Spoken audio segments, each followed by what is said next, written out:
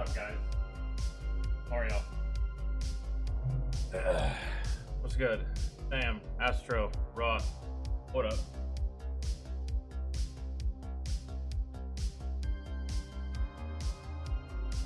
Bruh, like not.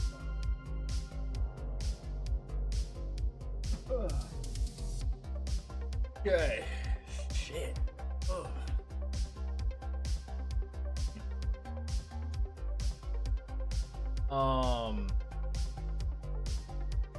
Yo, Reaper, what's good, dog? How are you? I feel like I haven't seen you in forever. I feel like I remember your name from back in the day. If not, don't worry about it. You're the same Reaper I remember. But no.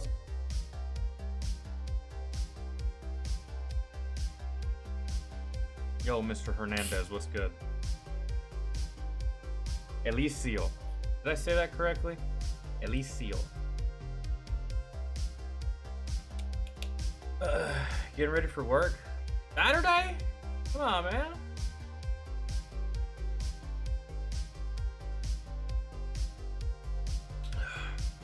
About to hop in the shower, so I'll be back. Gotcha. I'll be here. I will be here.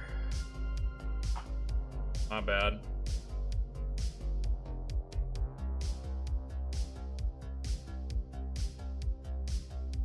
That hasn't. That hasn't. Where are the ones that have been opened?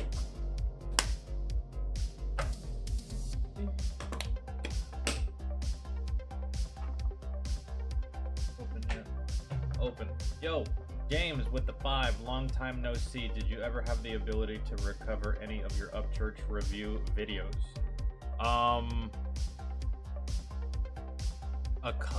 A couple. And it's not even recovered. It's just the fact that I uploaded them to another platform.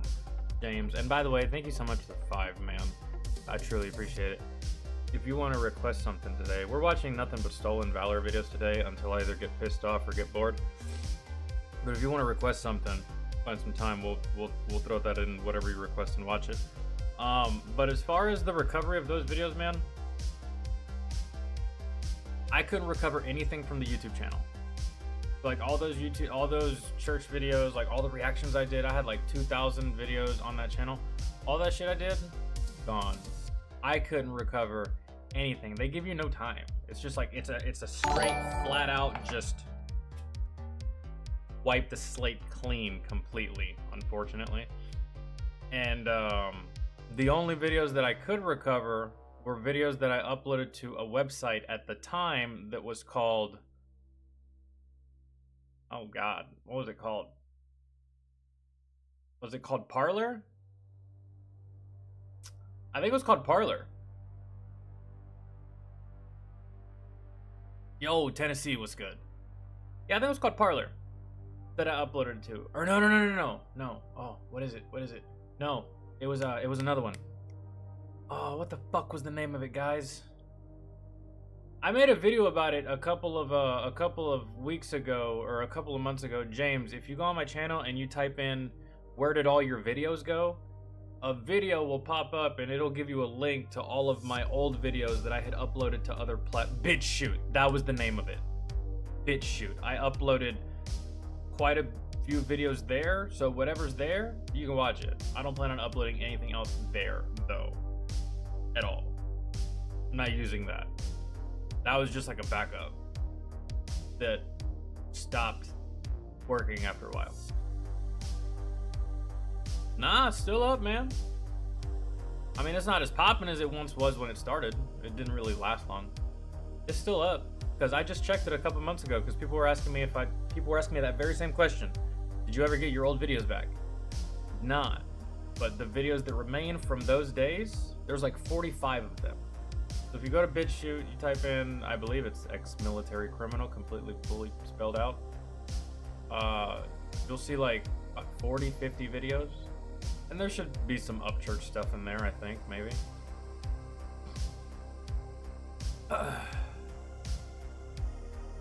Yo, back to school. What's good, man? How are you? Glad to see you. Hope you've been doing good. I know I missed those. I wish I still had those. I wish I still had the roasting videos more than anything else. I mean, we'll get more music from Upchurch sometime next year. We get new music from church every so often. I wasn't really stressing losing the music reaction. It was the roasting videos that I wish I would have been able to keep and, you know, save, but unfortunately, this is not the case.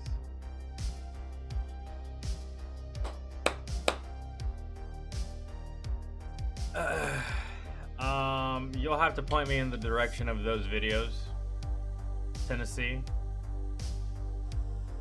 and I'll do them. I probably haven't seen any of them because I haven't watched any roasting videos from church in a while, actually. The only things I've watched from church the past couple months has been, we reviewed his album on YouTube.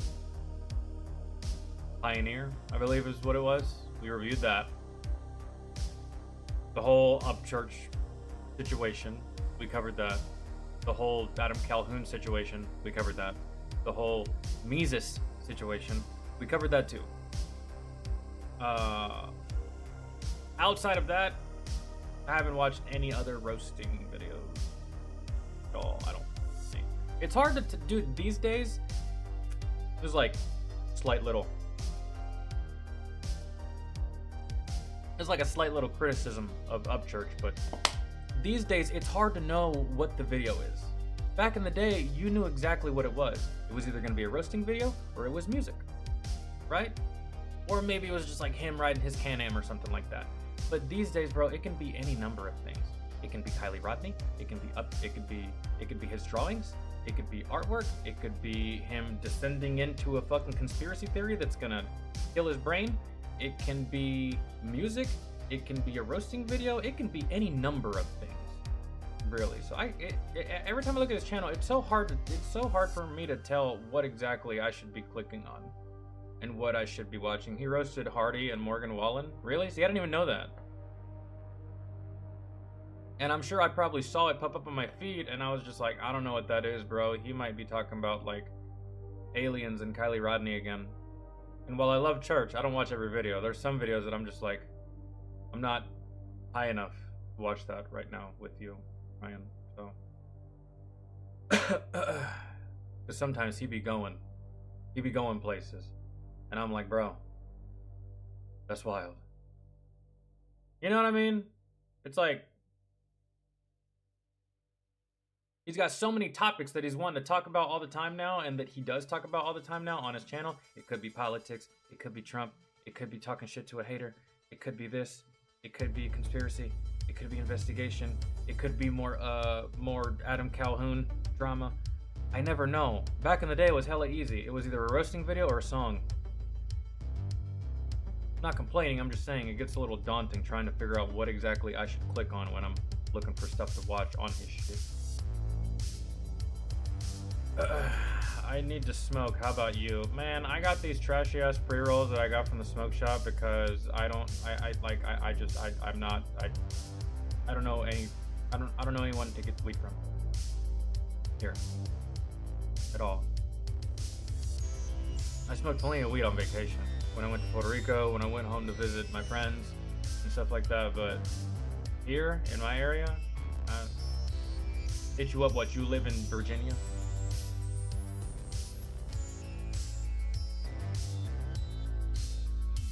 Like, and there's plenty of dude, I smell weed all the time around here. All right, there's probably plenty of people around here that smoke that would be willing to sell me some, but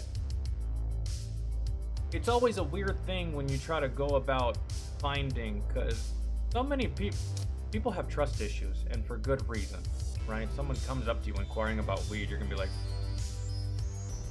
that sounds like some shit a cop would say. One that's not wearing a uniform with an agenda. I don't trust you. No, I don't have weed. Right? I've encountered that a lot. So it's just like, God damn it, man. Fuck, dude. What can I do to get you to trust me? Fuck, man. You've seen my hair? You've seen my beard? You seen a police officer look like this? I mean, unless he's deep undercover, and I doubt he's going this deep undercover for $60 worth of marijuana. I don't think so, bro. It's not that deep. It's not that serious.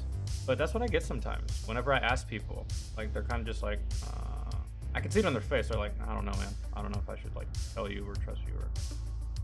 So I just don't even, you know? I don't even try. I'm just like, if I happen to stumble across it, I want the shit out of it, but...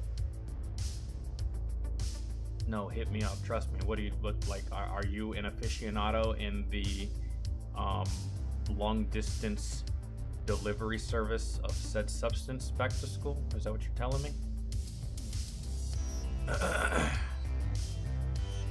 You've DM'd me on Discord before, right? We'll talk more later. I'm intrigued. Dude, I do have a friend like that in California. That I could text right now and be like, hey, send me some. But it just takes him forever. It takes him forever. I know that I asked him one time, I was like, hey, man, send me some whenever you get a chance. He's like, all right, got you. What do you think it means when someone says, all right, bro, I got you? In terms of like you wanting to buy something and that something being weed. How long do you think they mean when they say, all right, bro, I got you? When you inquire via text, right? Like, hey, man, I want to buy some more. Can you, like, mail me some, right? Because he mailed it. He says, I got you. How long do you think that's I got you is supposed to take? Not including the delivery of the actual delivery. I'm talking about, like, actually physically putting it in the fucking mail, right? It took this man a month and a half to simply just take the package to the fucking place, the mail. It was literally sitting in his living room. Every time I asked him, he was just like, yeah, man, I got it. Like, it's right here. And I'm like, bro, send it. What are you waiting on? Like, fuck. You're taking forever. Like, I know you're looking at you're looking at it. I guarantee you're just looking at it. Probably see it every day.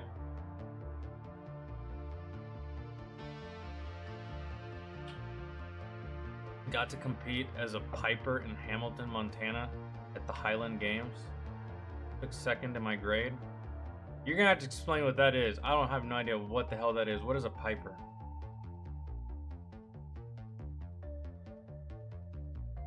Yo, Rebel, what's going on?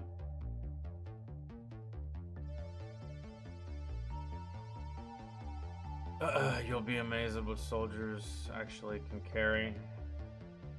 Infographic show. I don't think I'm allowed to. I don't think you can do reactions to infographics. I think it literally says it in their description to not do reactions to their.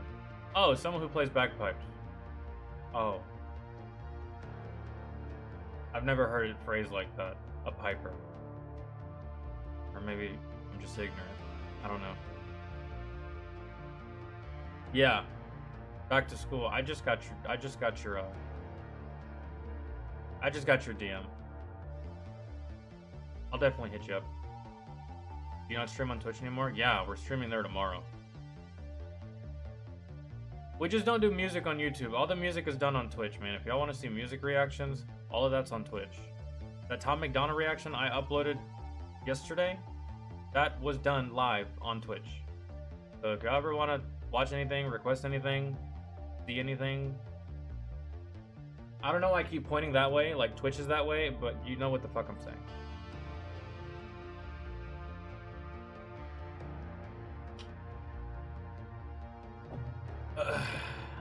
We'll get to it, American Brown Guy. I want to watch some new stolen Valor videos. Really, truly, if I want to do.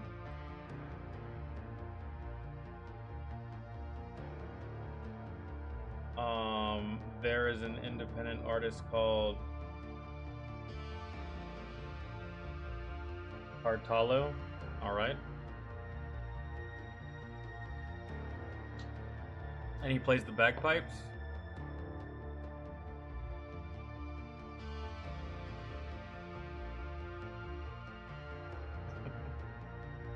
Just watch a Tim Waltz. God, I gotta find. Okay, bro. I'm so tired of hearing Tim Waltz jokes and inside jokes and shit and not being part of the joke and not knowing what the fuck is going on when you're all like laughing and giggling in your little cool kid club. So I need to find out what the fuck, cause like I don't know, man. It just didn't really seem like something I would care about. Whenever I first, I don't know. Let's watch. Give me a video. Give me a video that summarizes this whole fucking Tim Waltz shit. I'm sick of being on the outside. I want to get in.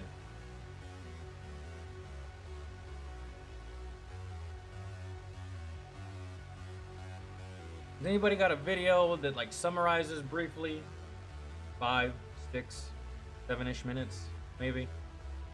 No, he plays Celtic music. He comes from the Basque region of Spain. So that's what you were doing? You got to play and compete? What'd you place? Oh, second. Yeah, that's right. You took second in your grade? What grade are you in? This is high school, right? College? They do that shit in college. They're serious about it in college.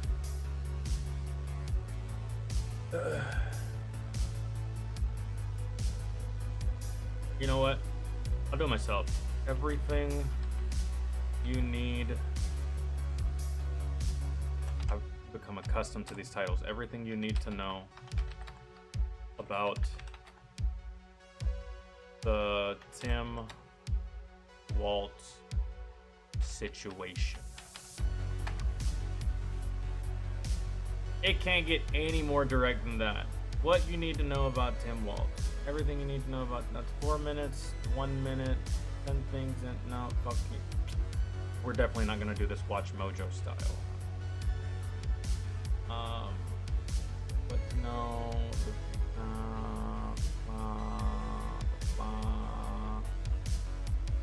No, I think the first two are our best bets. This is Good Morning America. What is Good Morning America?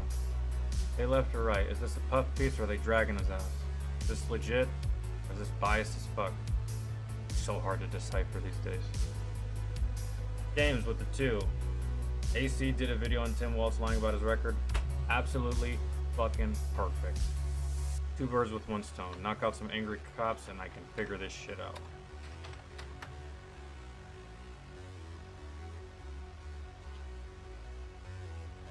And hey, this is, I mean, technically, right? This is, you guys did say this is in the realm of stolen valor, correct?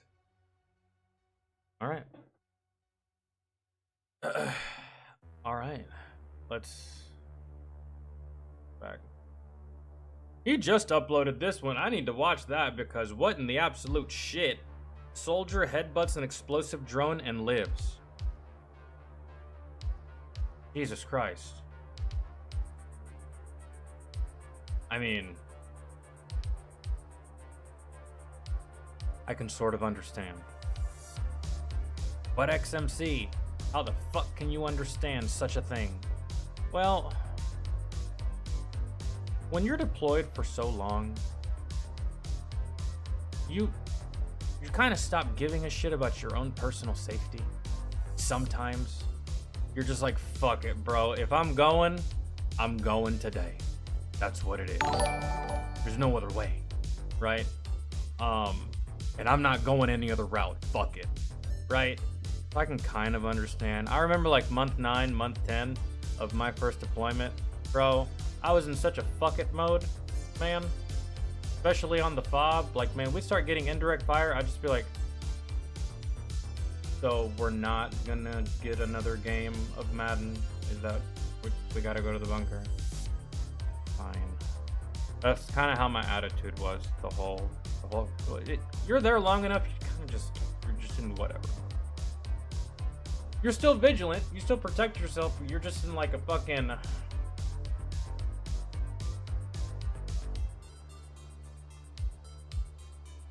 if this is it, man.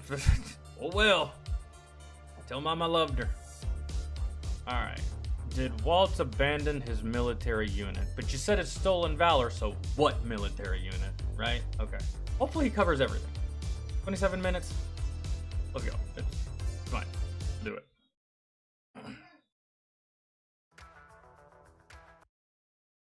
That sounds like Brits. What I just described?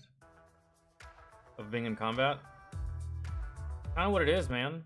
But before You just at some point you're just like, whatever, dog.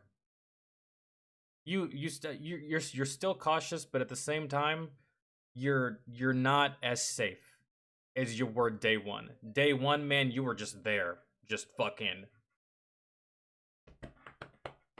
mission, everything, fucking just good to go, 100%, 100 miles an hour. You're fucking. It's almost like you're on cocaine, right? Month 8, month 9, you're just like, all right, you put your eye pro, your glasses. You're like, all right, where's my weapon? Let's go. Where are we going? Kandahar? Fuck it. Let's go. Ride. That's kind of it, really.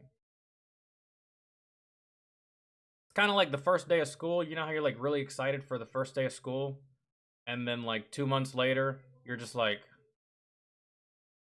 somebody please let me out of this goddamn prison. I hate everybody here. I don't even know why I'm here. I feel like a caged animal. Ugh. Okay, let's see. Find out.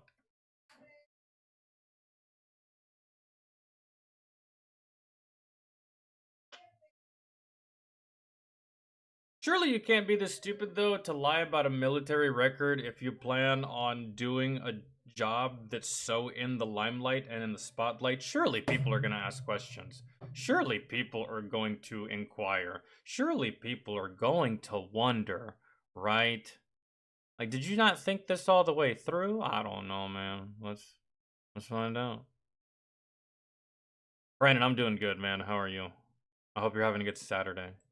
Before I get started, first, and you know this is going to be good if I have to say this, the views expressed on this page or any derivative therefrom are those of myself and do not reflect the official policy or position of the Department of Defense or the U.S. government. Kamala Harris, the Democratic Party's presidential nominee, has picked a vice president for her. I am not going to give such disclaimer. Most of the things that I say, 99% usually fucking agree, even in the service. So, Campaign. And it's this guy, Tim Walz. Now, a lot of controversy has just popped up over Tim Walz, and you might say, who gives a shit about Is it Walz or Waltz? I think I was reading it wrong or pronouncing it wrong this entire time. I don't know. Another pudgy, bald white guy from the Midwest. And although I might be inclined to agree with you, the issue is his military service. Not that he didn't serve, because he did, okay, but what he says that he did and what others are saying that he didn't. It's literally a case of stolen valor. Stolen valor! Stolen valor! Potentially. Tim Walz What video was that from? Oh man, I can't remember. That was so good. is currently the governor of Minnesota. Started off as a rep. Okay, I understand what's going on here. Oh. We talked about this in the last stream that we did right here on YouTube. We talked about this. Remember how I said that the only thing cringier than and just unbearable, the only thing cringier and more unbearable than stolen valor itself is when the person is actually in the service, but they be lying about a whole bunch of shit that never fucking happened. Man, I said exactly that the last stream we did. We were talking about stolen valor. And someone, there's a name for it, and someone put it in chat. I believe the term for that is called fisherman tales or something like that, where you just like exaggerate and fucking embellish the shit out of something. And oh, dog.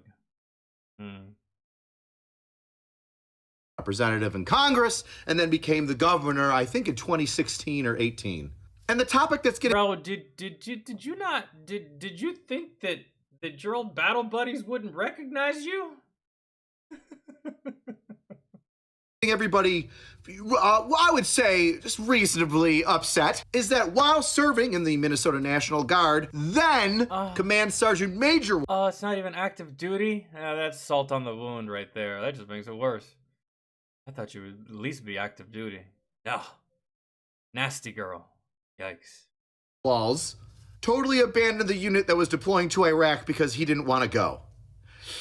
Which is not good if you're in a command position. Now, that's one hell of an allegation, and Wait.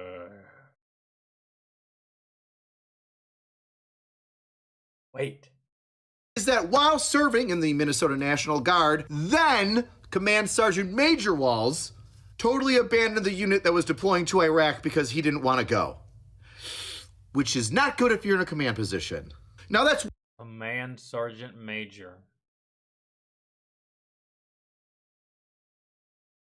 Ugh. Man. I've only seen one person do this. One person. And, bro, I know she did it for this reason and this reason alone. I just can't prove it. I saw one person do this, and it was a fucking female, bro. And she got pregnant on purpose so that she wouldn't have to deploy, which is the most illogical, dumbest fucking thing you can do. Trading in 18 years worth of responsibility for a year of work. But she did that, right? And that's just...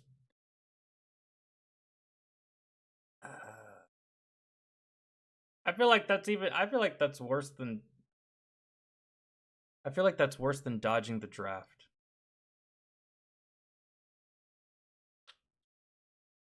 You abandoned your unit so that you wouldn't have to deploy? I feel like that's worse than the draft. Because if you dodge the draft, I mean, realistically, I mean, technically, you're hurting the overall mission, but not by that much. Your absence won't be noticed all that much. They're just going to replace you with someone else willing, or with someone else that, you know, doesn't want to run, right? But in this situation, you're already in uniform, leaving your dudes leaderless in times of war. You fucking coward. One hell of an allegation, and I wouldn't be bringing this up if it wasn't, one, so titillatingly interesting, and two, You shouldn't even... That should disqualify you from any kind of, like, political service, man. At some point in the future, this man could quite possibly put himself or be in the position to become president of these United States. Who the fuck would follow you, man?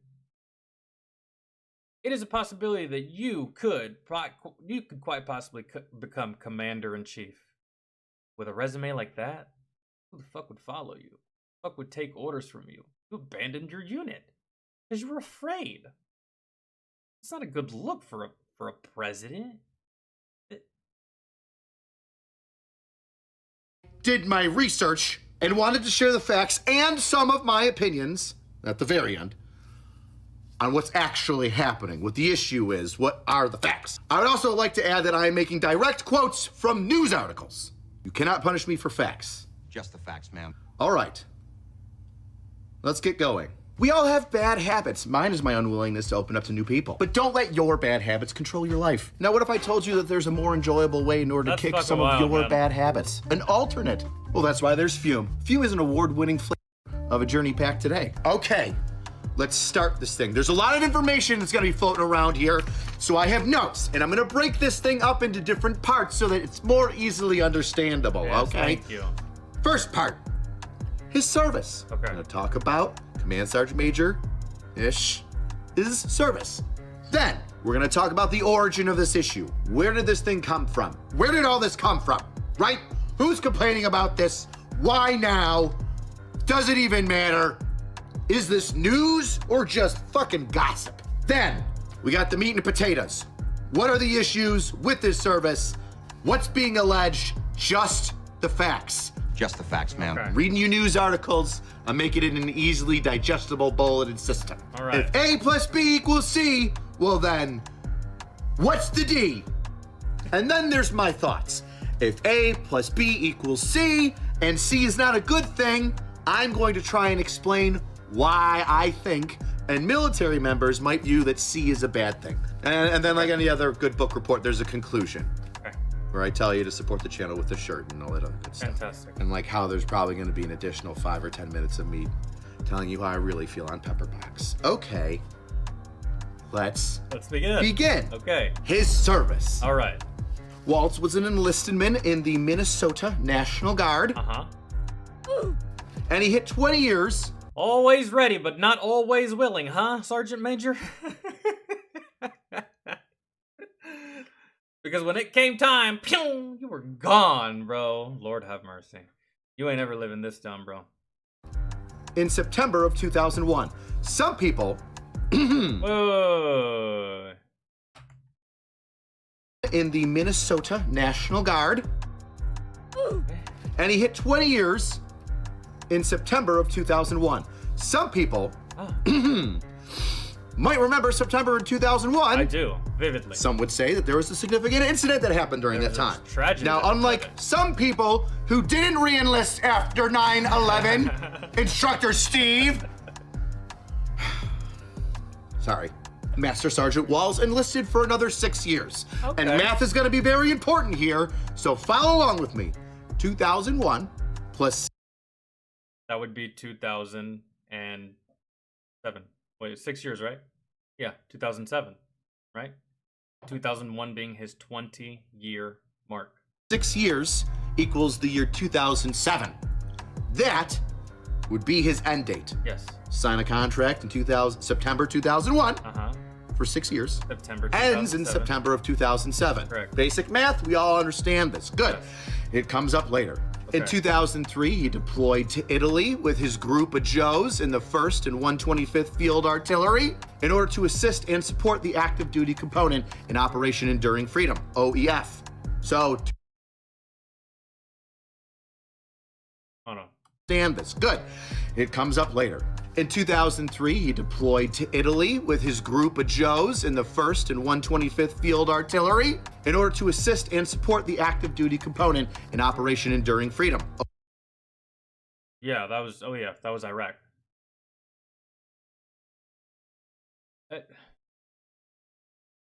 I mean, what did his deployment consist of? Did you go to Italy and then from Italy you went to Iraq? No. I'm sorry. Operation Enduring Freedom. That's Afghanistan. OIF is Iraq. So what? You went to Italy and then went to Iraq? Or then went to Afghanistan? Because I went to Italy, but that wasn't considered a deployment. That was just a duty station. And then from Italy, I went to Afghanistan. So you went to Italy and then that was it? So you just operated from Italy?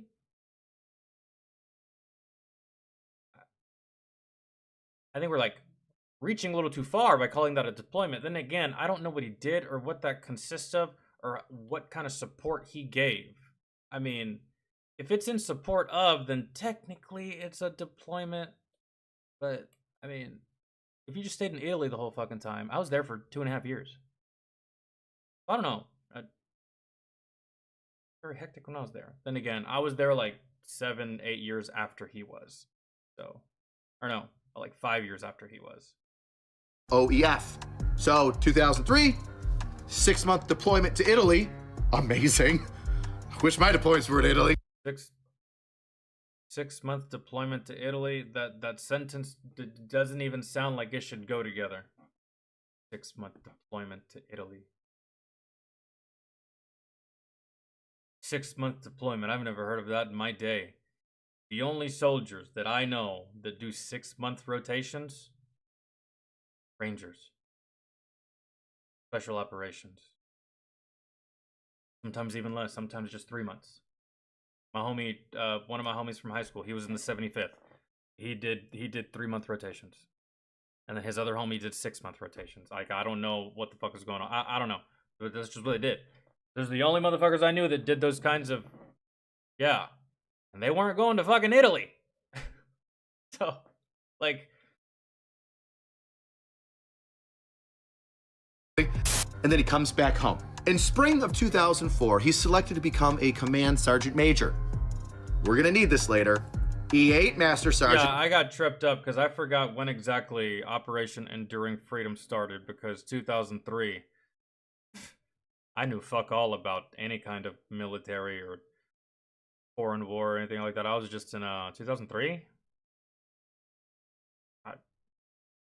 I was in 8th grade.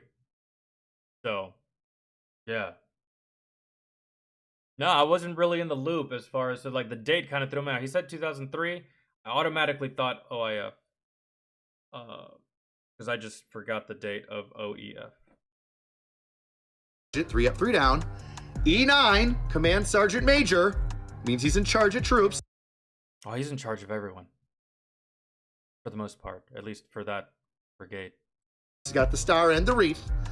3 up, 3 down, star and wreath. Okay. Yes. 2 different ranks. Visuals are important. Very two different ranks with two different responsibilities. Kind of like first sergeant and master sergeant, and kind of like E4 and corporal. Same rank, different responsibilities. We'll need them later. In spring of 2004, he was selected to be the Command Sergeant Major of the 1st and 125th Field Artillery. Now, Command Sergeant Major is a promotion. All right, we've got the Master Sergeant here, 3 up, 3 down. He's getting a promotion to Command Sergeant Major, 3 up, 3 down. Yeah, but there is also another Sergeant Major rank without the wreaths. The wreaths is just Command Sergeant Major. Wait, hold on. Hold on. I feel like I missed something here. Wait, what? Hold on. What? No. Wait, hold on. Wreath, okay. Wait. He's selected to become a Command Sergeant Major. We're gonna need this later. E8, Master Sergeant, 3 up, 3 down. E9, Command Sergeant Major, means he's in charge of troops. I don't know, man. I don't think I'm dumb here. Like, that's a jump. There is a rank that falls between these two. Anyone know what it is? Sergeant Major. Actually, no. There's a couple of ranks that fall before this. Well, technically, if I had a diamond, it'd be a first sergeant. But there's another rank that falls before this, before that one. And that's just Sergeant Major. Sergeant Major just has the star, no wreath. Command Sergeant Major has the wreath. So you have Command Sergeant Major, and then Sergeant Major, and then First Sergeant, Master Sergeant, and then down and down and down and down. That's a wild jump. You straight up skip Sergeant Major, go straight to Command. Wow, that's one hell of a promotion. I'm missing something. Got the star and the wreath. 3 up, 3 down, star and wreath. Okay. 2 different ranks. Visuals are important. We'll need them later. In spring of 2004, he was selected to be the Command Sergeant Major of the 1st and 125th Field Artillery. Now, Command Sergeant Major is a promotion. All right, we've got the Master Sergeant here, 3 up, 3 down. He's getting a promotion. Yeah, Master Sergeant. Dog. And then from Master Sergeant, it goes. Master Sergeant and First Sergeant are the same. The only thing that's different from this rank and a First Sergeant rank is a First Sergeant rank has a diamond in the middle. So you go Master Sergeant, First Sergeant.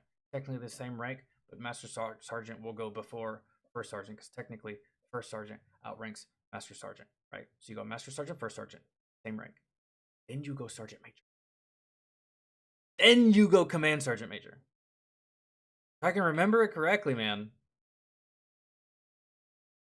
Promotion to Command Sergeant Major, 3 up, 3 down, with the star and a wreath. Sasquatch, I've been good, man, and I appreciate you being here, dog. I hope you're having a good weekend so far. Center. Ooh. Notice how they look different. Very. That's important. Yes. September 17th of 2004. Hey, my birthday. He is promoted officially. That is the date of promotion to Command Sergeant Major of the 1st and 125th Field Artillery. And when I say conditionally promoted, I mean there are certain stipulations that he has to follow in order to retain that rank. Otherwise, he goes back to Master Sergeant. Now, one of the things that he has to do is complete the Command Sergeant Major Academy, or the Sergeant Major's Academy. And it's 2 years. Things change, but at the time, it's 2 years long. 2 years of correspondence and paperwork. He's at home, he's at the unit, he's typing on his keyboard, and he's sending emails out and getting work done that way. And then that culminates. Yeah, dude, you ain't even. Man, I hate to say it, they are, but at the same time, like, you're not even a soldier at that point. Once you get to that rank, Sergeant Major, Command Sergeant Major, You ain't even a soldier at that point, bro. You're like the equivalent of. Oh, you're kind of like the equivalent of corporate. At the end of the day, until they give you your unit, and even then, once you take charge of your own unit, I mean, yeah, you can take your soldiers on a run and stuff like that, and you can try to be as hands-on as possible with your troops. But at the end of the day, bro, you're gonna be so busy with paperwork. You're gonna be in that office all fucking day, like, oh, man, I don't even know if I would want that rank. I like the work. I like the hands-on. I like the heavy lifting. I like the sweating. I like the doing stuff. You put me inside of a fucking office in the military. Oh my god. I'm gonna be another statistic for suicide awareness. Yeah, I don't even think I'd want Sergeant Major. Man, you should fucking leave my ass at like E6, E7. That's fine. That's good. Although it's hella good for like retirement and stuff like that. Your retirement's crazy as like a sergeant major and stuff like that. Ranks that high. At the very end to 2 weeks in Texas at Fort Bliss, where all the people in the Sergeant Major's Academy get together, turn in their stuff, shake hands, do the pomp and circumstance, and then get awarded their certificates stating that they completed training. Now, of course, we have to pass that school, but the stipulations in order to retain the rank of Command Sergeant Major are as follows. Now, keep in note that Walls agreed to these stipulations and signed a document stating such back in 2003. Is progression mandatory in the U.S. Army, or can you stay at one rank if you want to? It's mandatory. Oh, dude, that's like a gray area, really, because when I served, there was a specialist E4 in my unit that had been in the service for 14 years. There's a specialist, right? As I was getting out of the military, I think they were trying to do away with that. So I can't give you a direct answer. Maybe a current enlisted member can give you that answer. More specifically, an active enlisted member can give you that answer. I can't give you that answer accurately. When I was in, I met E4s that had been in for like 10, 12, 13 years. 10, 12, 13 years is normal for E6. It's not normal for E4. You should be E5, E6 by now, bro. Like, what have you been doing, right? Or you just get in trouble every so often and get demoted. I don't fucking know. But yeah, I can't answer that accurately, really, for the most part. And again, I've been out for a minute, so it's probably changed since I've been in. So Stipulations are, you must serve for 2 years after the academy or after promotion, whichever is later. So you could be a sergeant major, go to the academy, but then once you graduate from the academy, you still gotta do 2 years. Or you're a master sergeant and you go to the academy because you want to get promoted in the future. And then once you're promoted in the future, you have to stay in that position for 2 years. Oh, I didn't know you could do that. That's awesome. For a master sergeant. I didn't know they could do that. I was never that high of rank, so I don't know their world when it comes to that type of shit. I didn't know they could do that. That's cool. To retain the rank. That's one stipulation. Now, specifically for Waltz, he's already a command sergeant major, so the latter would be the second he completes the sergeant. So really, when it comes to master sergeants, it's just a waiting game, really, especially if they're like motivated about it. They hit master sergeant, they won't see their diamond for a while, right? Go ahead and knock out your sergeant major school and your command sergeant major school. Then get your diamond, and then from there, work your way up to your star. Once it comes time to get your star, you have that school done. You have everything done, right? And then you either just get fast-tracked, or you just get picked first, because there's a whole bunch of other people that are having to do the school that you've already done. That's cool. Sergeant Major's Academy, he would have to stay in for 2 years. Stipulation number 2. If you fail the academy, you can potentially be chaptered out of the military. And stipulation number 3. Really? Holy. That's dicey. I did not know that at all. Good lord. Good lord. I wonder how many motherfuckers get caught cheating. Because, like, God, damn. That's wild. I've never... Shit. You fail the academy, you can get separated from the entire service. Even if you don't want to be. Even if you still got like 10 years left in the tank. You fail the academy once, you're out.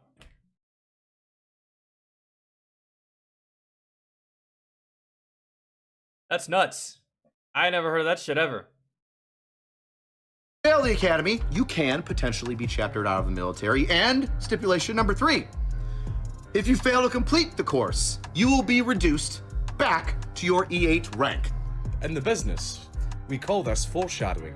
So let's... Oof. That's not a bad fall though. But man, that really that drives home some emphasis. Really. That right there is like make it or break it type shit. You know, there's a lot of things in the military that they're going to test you on that you can retake the test. You can come back next month, retake it, right? Now you can take the ASVAB as many times as you fucking want, right? There's a lot of training and a lot of tests in the military. They'll give you multiple goes, right? This is the first time that I've heard of anything in the military, test or curriculum related, that could result in your flat out separation or demotion if you don't pass the course. That's fucking crazy to me. I never experienced anything like that when I was in the service. Let's math this out, shall we? So if he starts his school, the Sergeant Major Academy, in 2003, right, which he did. You know, for example, I took a 40-hour block when I was in the military. I took a 40-hour block on a 40-hour block class on field sanitation. Imagine me pissing and shitting my pants if they told me that if I failed this course, I got kicked out of the service. I'd be the best goddamn field sanitation expert in the fucking world, bro. That would be the case. Maybe that's what they should start doing to bring out better results in soldiers. Hey, you don't pass this, you're out. I just got in. Don't give a fuck. Pass it. Woof. That's how you can have some top tier troops, but I feel like people would complain about that, I suppose. We'll even just say January 2003. Yeah, the pressure for that must be absolutely overwhelming. Yeah, you're exactly right, man. You're exactly right, because think of how much time you've put in just to get to that point. We're talking Master Sergeant here, dog. That's 15 years minimum, nothing less. Starts in 2003. And it's 2 years long, okay? So he's not going to be done with the Sergeant Major Academy until 2005. Okay, makes sense. And then he has to stay in. An additional 2 years to what, maintain it? Right? Because he's got to stay in 2 years after he graduates the Sergeant Major's Academy. So now that brings us 2005, 2 plus 2, 2007. So that actually lines up perfectly, right? Signs up 2001 for 6 years and gets out in 2007, September, right? Remember, signed up in September. And then in 2003, they're like, hey, you want this promotion? And in order to... The military pisses me off sometimes, bro. Because this is a job that should have gone to another service member in his same position with his same rank, but they had more time on their service. They had more time on their contract. Because you see what's going to happen here, right? This motherfucker's going to get done with all this schooling and those 2 years after the schooling, and he's going to get Command Sergeant Major and then just get the fuck out with Command Sergeant Major, having done no work as a Command Sergeant Major. And on top of that, he fucking abandoned his unit as a Command Sergeant. Like, and you mean to tell me that you give this dude a job that should go to a soldier that at the very least has 10 plus extra years left on his contract. Instead, you give it to this dude that's barely going to be able to do the job because he's getting ready to ETS. And you mean to tell me that y'all wouldn't send me to airborne school because I was getting ready to PCS 7 months later? Airborne school's not even that long, dog. Like, man, that was 10 years ago. I'm still salty about that, really, that they wouldn't let me go simply because I was PCSing. I was like, here you have a soldier volunteering, like, I want to go to airborne school. And you're like, nope, you PCS in 7 months. We're not sending you. Because you won't be able to be airborne under the 173rd. We're not going to send you to airborne school so you can go be airborne for somebody else. That shit had me livid. That shit had me so mad. And here you got this guy barely any time left on his contract, and you're giving all kinds of promotions and all kinds of jobs and all kinds of responsibilities that should go to someone that has more time left. Like, complete the schooling and stay in long enough that would take him to, well, 2007, right? He'd be able to keep his rank and stay a command sergeant major even Yeah. after he retired. yeah. Numbers are cool. So what's the issue? I see a guy with 20 plus years in military service as a positive, especially on any politician's checklist. And as veterans, we absolutely want somebody who's been in our shoes, in our ranks, to go up to the freaking people in charge and say, Exactly. I know how it is. Exactly. You're not gonna bullshit me. This is what they need. This is what they don't. But somewhere along the road, I think they just forget where the hell they came from. Really. You have the stature. You have the resume. You have the background to make a change on behalf of the military because you used to be there. But instead, you get to Capitol Hill and you forget who the fuck made you. You forget where you started. You forget where you came from. And you're just like, oh, well, fuck you guys. I made it. Look out for yourself, I suppose. I'm not going with you, so I don't got to worry about anything. It's not really a leader you want to follow, man. Even if he's a good politician, who would look up to that? Who would follow that? Who would endorse that? Kamala? Endorse anything if it gives her votes. Let's knock it off. So why all the kickback, huh? What is the issue with Tim Walz? PCS stands for Permanent Change of Station. ETS stands for exiting term of service. So ETS is when you're getting out, PCS is when you're changing duty stations. And I don't think there's a word for going in. You just join. False. And more importantly, why is it coming up now? Well, here's the origin of the issue. Okay. Well, now let's move on forward to early 2005. Command Sergeant Major Walz is notified, and so is his unit, that they will be deploying for a combat tour in Iraq. Wow, hold on. So you mean to tell me that he didn't abandon his unit in 2001 like I thought? He abandons his unit now after he got this rank? For some odd reason, maybe it's just the way I heard it, maybe it's just the way that Angry said it or conveyed it. I was sitting here thinking that in 2001, he was supposed to deploy, said fuck that, and then ends up getting all these promotions. That's not the case. Okay, got it. He hit his 20-year mark in 2001, got all these promotions, and then got told, hey, you're about to deploy. And he said, nah.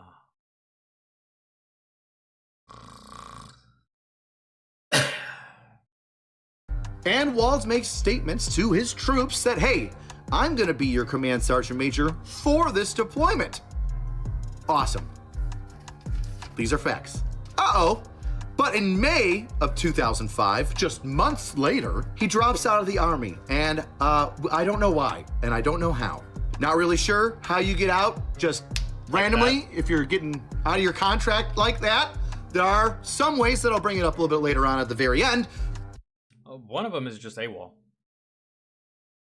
That's it. One of them is AWOL. I had a buddy do that. One day he just didn't come to work. He just stopped coming to work. And we never saw him again. That's it. He just left and never came back. That was it. So, that's not what this guy did. We would know. The only thing I'm thinking of, that's the only way that you can just separate yourself from the military like that. Leave. Don't tell no one. Don't say shit. Pick up all your shit. Go. Turn off your phone. Never answer another phone call. Never get back up to go to work. Just leave, never come back. That's the only way I know.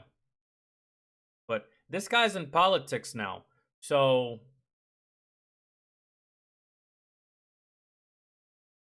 another way that you can do things quickly in the military is if you have someone really, really high up, just pencil whip some shit.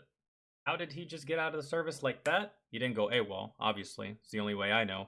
The only other way I know, aside from AWOL, is if you have some high-ranking motherfucker, maybe a politician, maybe a senator, maybe a congressman, sign some shit, write a letter on your behalf, yada, yada, yada, bing, bang, boom. You're no longer in the army. You're a politician now. Is that outside the realm of possibility? I don't know. Could be. Maybe. Maybe not. But we're here. But in this way, I don't know. Especially when it's months after you were notified that you will be going on a deployment. Like, has anybody here not heard of stop loss? You've been stop lost. Continue with the facts. Okay, facts. Walls stated that his reasoning for getting out in 2005 was so that he could make a congressional run, so that he could run for a seat in politics. So he already had plans for running. Ended up getting all these promotions.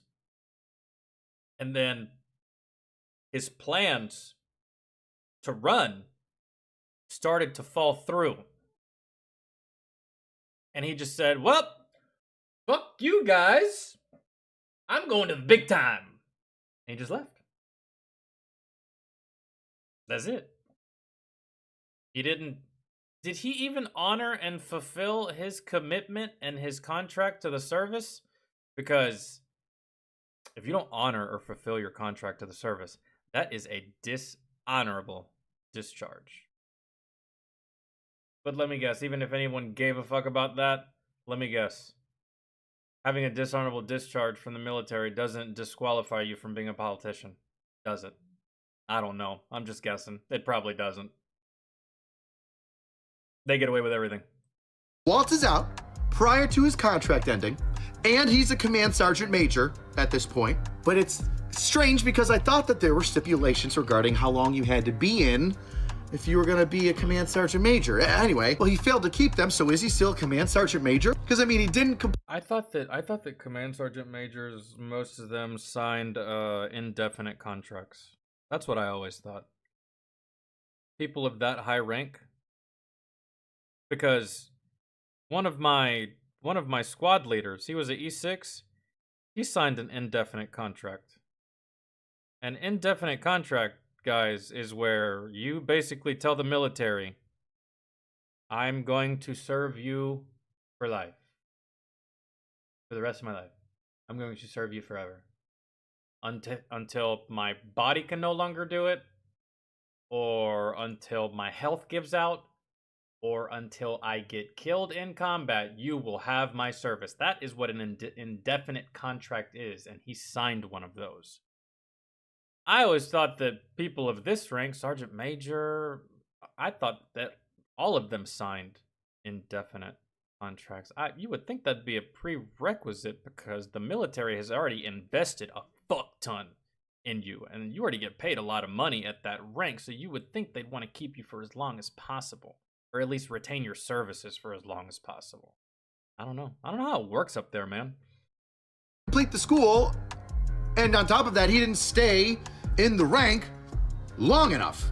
But now finally, he was dropped down to Master Sergeant in his retirement paperwork. But that didn't happen for some time after he dropped out of the military in 2005. Okay. We have the facts now. The public grievances with Walls didn't start just recently. It didn't even start when he first became governor. It started back in 2006. Way back in November 1st in 2006 when the Winona Daily News, yes, I need my notes, ran an article where a veteran stated that Command Sergeant Major Waltz is not actually a Command Sergeant Major and that he ditched his entire battalion, of which he was in command of as the senior ranking enlisted man, and just went home. Said, you guys are going to Iraq? Well, I guess I'm out of here.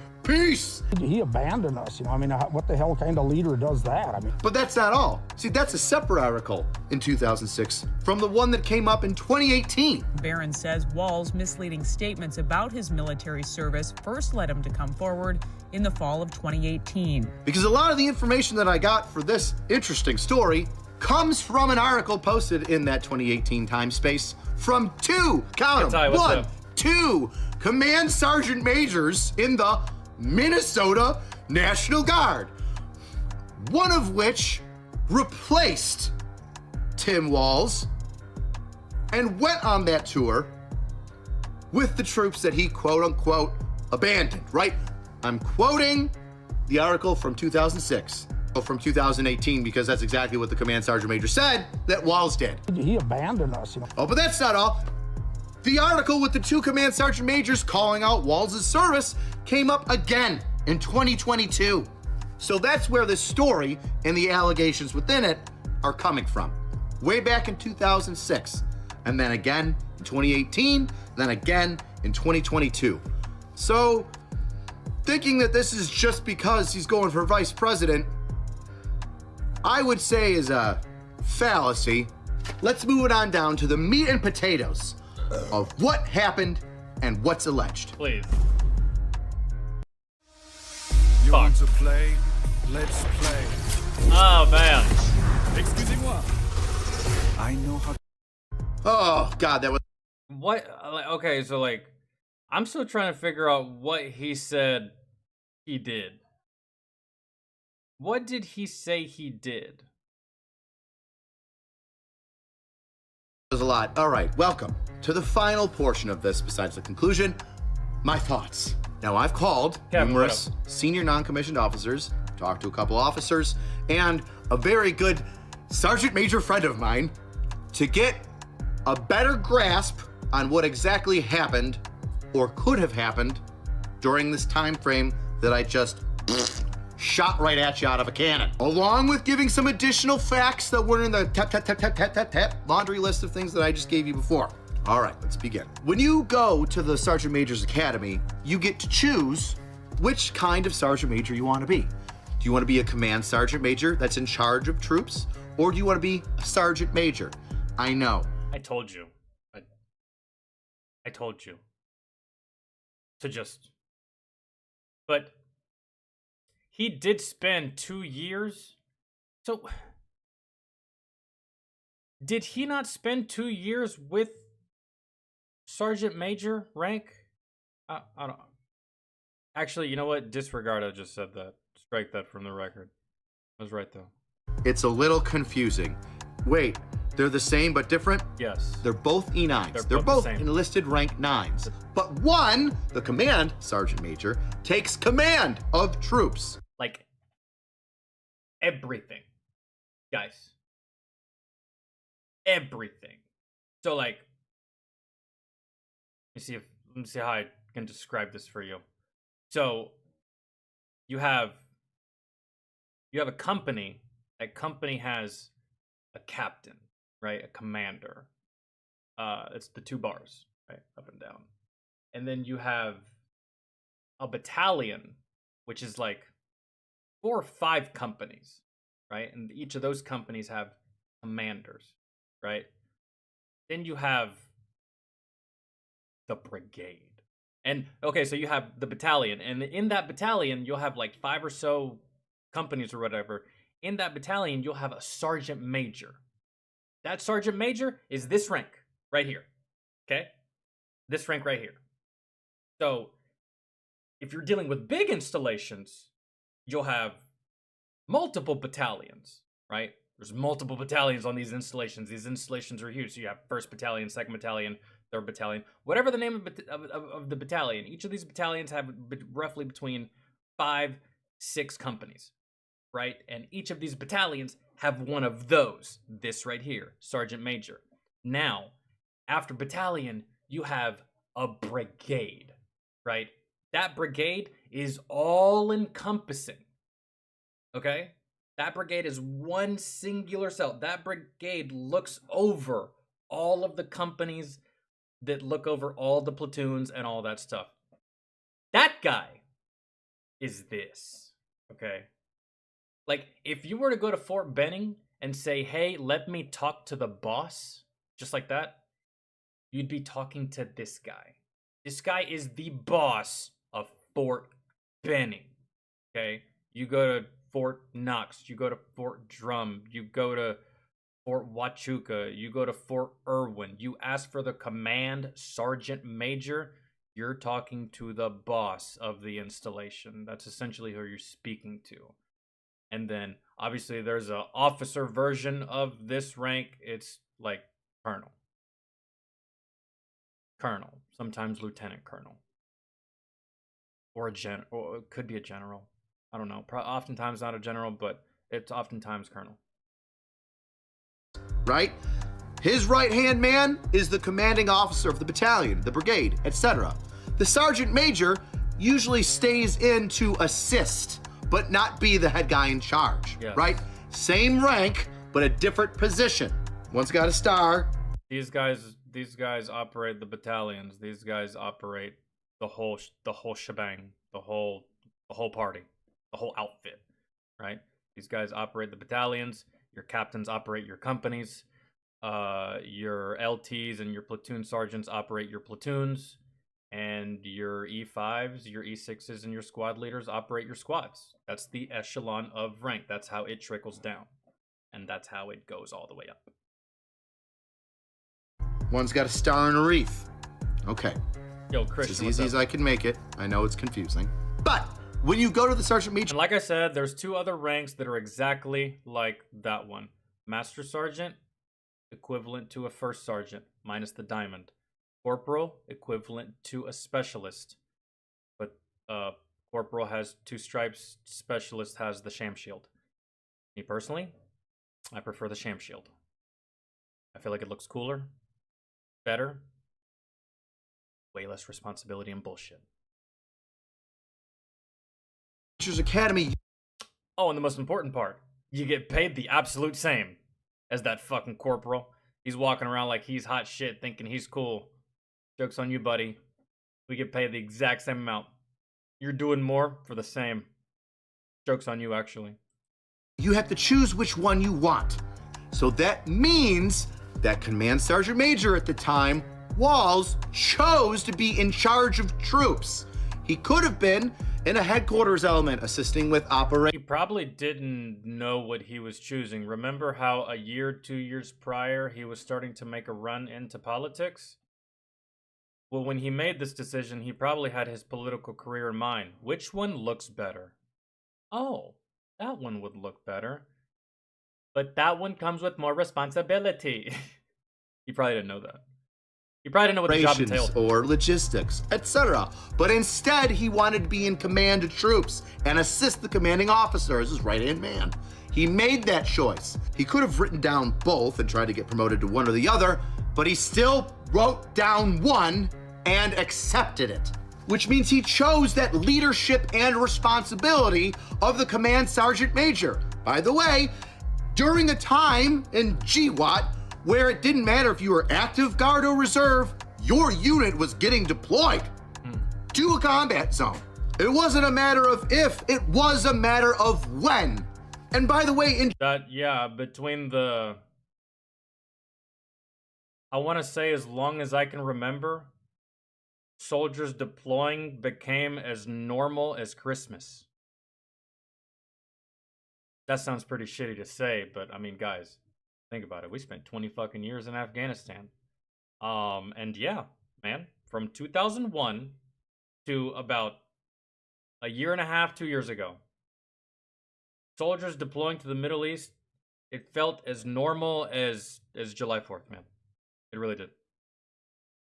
It felt just like a normal day. Oh, got troops going. Bye. Hello. Bye. Hello. Welcome back. Welcome home. Thank you for your service. Nonstop. Every day. Every day. Every day. You just got so used to it, really, that almost desensitized an entire generation to combat.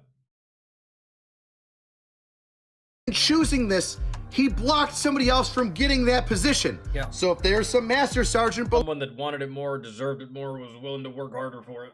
below him, down here, that wants to get promoted to be a command sergeant major, he took it away from them. He intentionally chose this thing to be a leader and prevented someone else from taking the slot. Somebody that would have wanted to maybe go overseas and deploy, just saying. A lot of people, most likely the guy that had to replace him, that is a part of the main story that I have linked in the description, would probably be very, very angry at that and remember it forever. I know I would. Second point, but he couldn't stay in, you might say. He's gonna run for a political position. Would you be amazed if I told you that you are allowed to serve in the Guard or Reserves and run for a political appointment? Some sort of political office? I don't see why not. I mean, we don't just call them weekend warriors to make fun of them. That's literally what they are. So I didn't know that, but I don't see a problem with that. Yeah, sure. Why not? Go for it. You truly could not do it as active duty. That's one thing that you could not do. Active duty, that's literally 24/7. Like they call you at 1:15 a.m. on a Saturday talking about, hey, we're deploying right now. You're deploying right now. It doesn't matter what you're doing, right? But for National Guard, reserves, stuff like that, yeah, sure, whatever. That's right. There is a Department of Defense directive that states such. It says, hey, yeah, you can run for political office, but you need to let the Secretary of Defense know before you go on to active duty status, because they can hold that active duty status and let you run. And for Walls, that active duty status would be a deployment. Now, could the SecDef say, no, you gotta go on a deployment? You signed up as a Command Sergeant Major, what are you doing? Potentially, Yeah, yes, he could. But if you win your primaries and you start talking to other delegates saying, They might say, you know what? His situation with the politics getting kind of serious. We should see if someone wants to take his place or is willing to step in his shoes and he can go off and do his thing. That probably would have been a good route. But my man did not take that route. My man literally pulled the one move that all of us would pull if we won the lottery. What would you do? You'd go to work that day and be like, fuck you, fuck you, fuck you, and you, I quit. That's exactly what y'all would do, because that's exactly what I would do. Well, I'd still stream stuff. But you know what I'm saying? Right? That's the move he did. He burned the bridge, man. He scorched it. hey, I won our party's thing, but I gotta get deployed. What am I gonna do? You know that party's delegates are gonna say, oh no, we're not, no, well, you'll just stay here. We'll just have a different somebody. Or you could be the first motherfucker that's in active politics, that's in an active combat zone. That would be a first, wouldn't it? That'd be cool. That'd be something. That'd be unique. Like, man, this guy won his primaries and then went to combat. What a savage. This guy's running for politics, finished his debates, and then went overseas and started kicking some ass. What a guy. I'm voting for that man. But no, you didn't do that either. You just quit. You simply gave up. Go in your place. Like, how is this a big deal? Because it's not. I'm not sure if Mr. Walls has ever heard of Tulsi fucking Gabbard. She put over 1,500 people in jail for marijuana violations and then laughed about it when she was asked if she ever smoked marijuana. But she serves currently as a United States Army officer and was also in Congress at the time while she was serving. Dual service, military and in politics. Amazing. Side note, Tulsi Gabbard just became the battalion commander of a drill sergeant unit in the 95th Division, which I'm a part of. So not my battalion, but welcome to the division, Colonel. I don't know how our command is gonna handle both of our, well, your real media personality and my internet personality together. I am nowhere even near the ballpark of Tulsi Gabbard. Why did I even say it? All right, we're back. My thoughts, part 3. Walls signed up for a 6-year contract in September of 2001. How did he get out in May of 2005? We're gonna math again, kids. Everybody get your math boards together, all right? Well, you see, Walls made statements that he had only signed a 4-year contract in 2001. Okay, well now it's he said, she said. You know what would really help out with that? A copy of your contract. Easily. That would just, boom, done.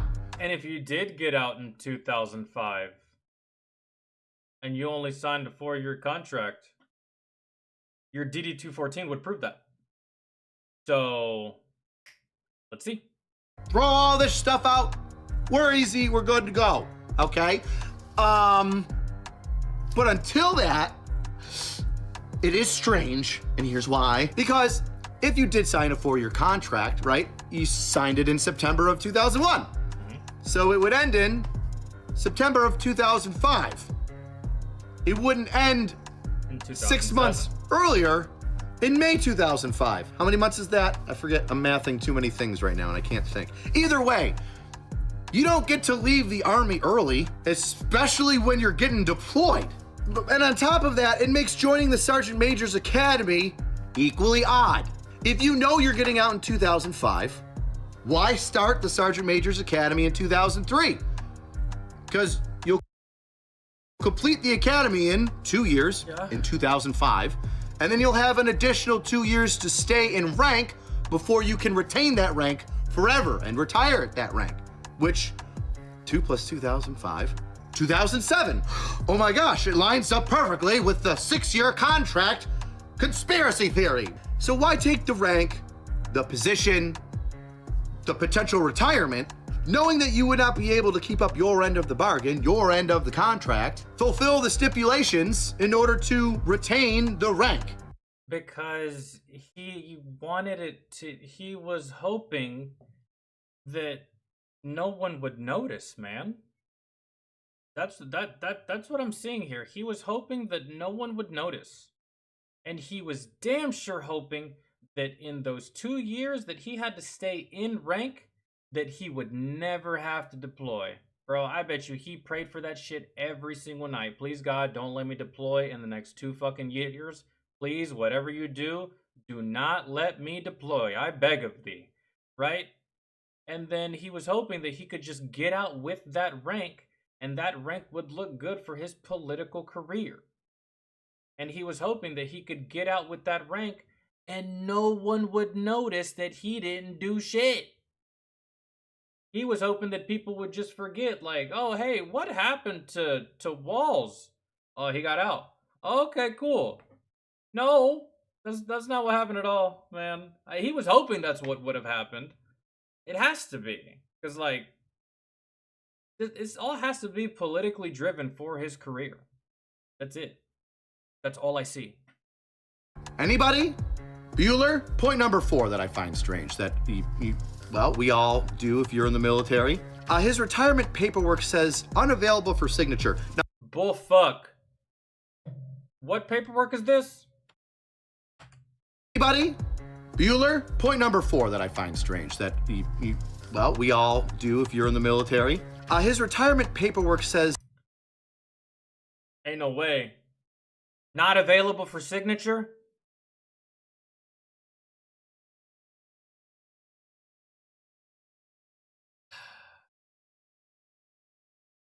unavailable for signature. Now, I'm not sure if that's his DD-214 or if it's additional retirement paperwork that goes along with the DD-214, which we have. And for those of you that aren't aware, a DD-214 is like your end of service paperwork forms. It says how, and it looks just like that right here. Name, social, date of birth, your current address. I think there might be next of kin on there. I can't remember. Your job, your MOS, all of your schooling, every class you took, every course you took, all of your deployments, all of your awards, if you had any injuries, your medical, some kind of medical shit, other information, blah, blah, blah. And at the very bottom, signatures. Now, listen, there's two versions of this DD-214, and I hope that someone who's in the military right now and doesn't know this sees this stream or this video and realizes this. Guys, y'all have two versions of your DD-214, okay? If you didn't know, you know now. And if you already knew, then disregard and tell a friend that doesn't. you have two versions of this DD-214, okay? One version is just this top part with this bottom part cut in half. You see how there's two parts to this? One big part and one small block? The first version of your DD-214 is just the upper half. The second version of your DD-214 is this, member number 4, okay? This has your discharge and everything. This is like an extended version of your DD-214. There's two versions of it, man. So if you're a soldier and you don't know this, you should know this because you should have both of these, especially when you decide to get out of the service. Do not leave the service without this paperwork, bro. I cannot stress it enough. Do not leave the service without your DD-214, bro. Get copies. 5, 10, 15, 100. Laminate them, put them in a fucking binder, stick them in a duffel bag, put that duffel bag in a storage unit, and lock that bitch, bro. You will need this paperwork in your future life. I promise you. You will. For VA, for future employment, yada, yada, yada, yada, all that stuff. You will need this. Do not lose it, because if you lose it, getting it back is harder than actually getting into the service period. I'm telling you, heed my warning. So when you get out, bing, you got the finalized printout sheet, the DD-214, of your entire military service. This summarizes your entire life in the military, guys. That's how important it is. If you did 10 years in the service, this piece of paper will say everything you did in that 10 years. This is literally your proof of badassery, okay? Just please don't lose it. Proves that you served. So I say again, his paperwork stated he was unavailable for signature, and because he wasn't available, he ended his career as a command sergeant major, which is, once again, strange because he didn't do the things he was supposed to do in order to retain the rank. So let's get into that. You can end a contract early. There's ways to do it and still have an honorable discharge.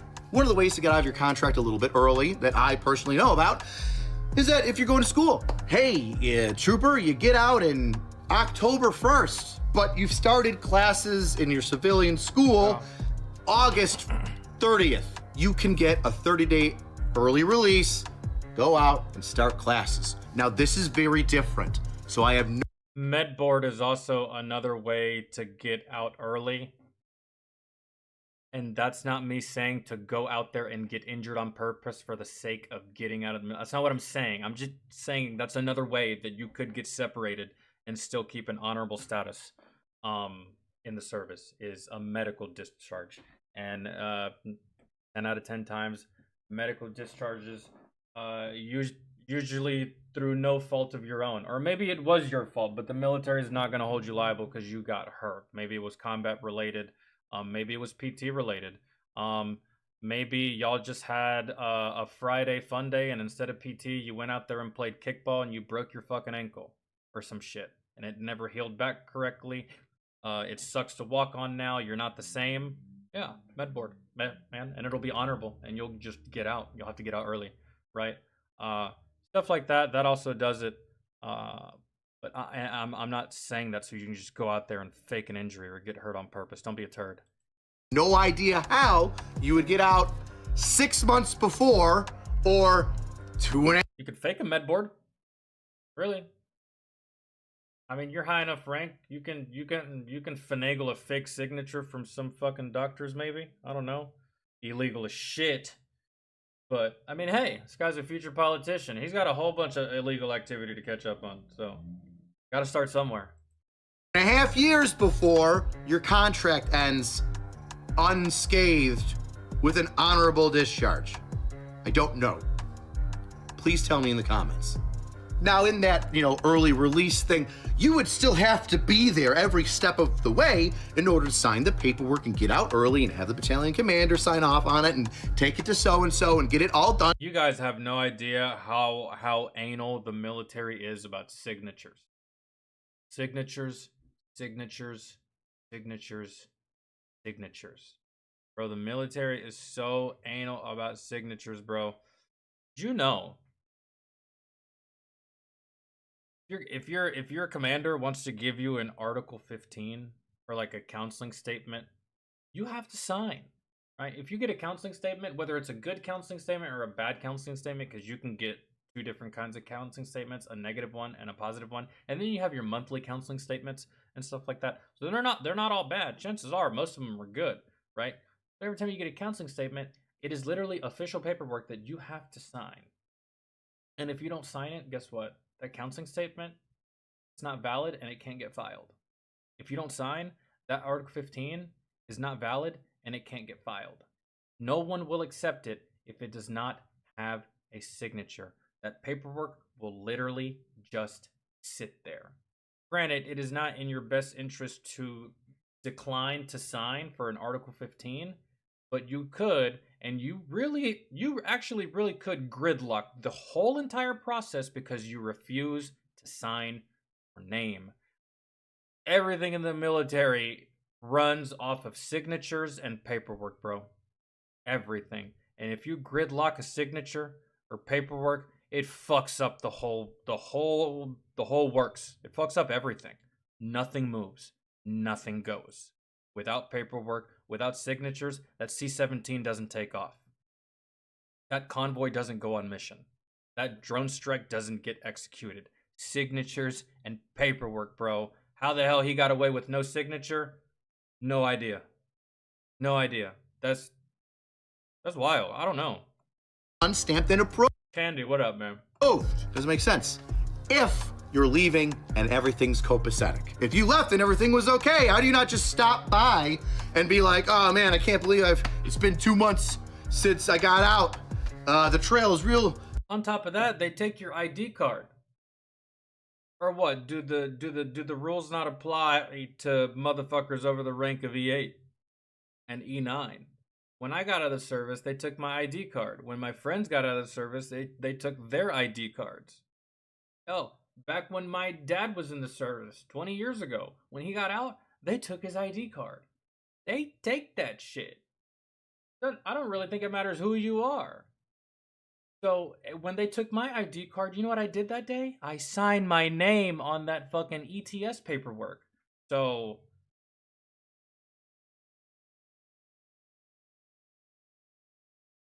dude's whole story is off. Dude's whole thing is weird. Dude's whole thing is not all the way there. There's either missing information, false information, or just obstructed information. Not obstructed information. Information that has been fucked with or twisted. And or quite possibly redacted. I don't know, man. This guy's in the political world now. He plays by a different set of rules and standards now. And here in a couple months, if his career keeps going the way it is, he'll be untouchable for and from anything. Really, that's how they all are. So I don't know. The question is, will this hurt his political career? I mean, it will with veterans. It will with, America-loving patriots. But, I mean, he's got Kamala. And Kamala commands a legion of fucking morons, so maybe not, man. I don't know. But, yeah, fuck this guy. James with the 10.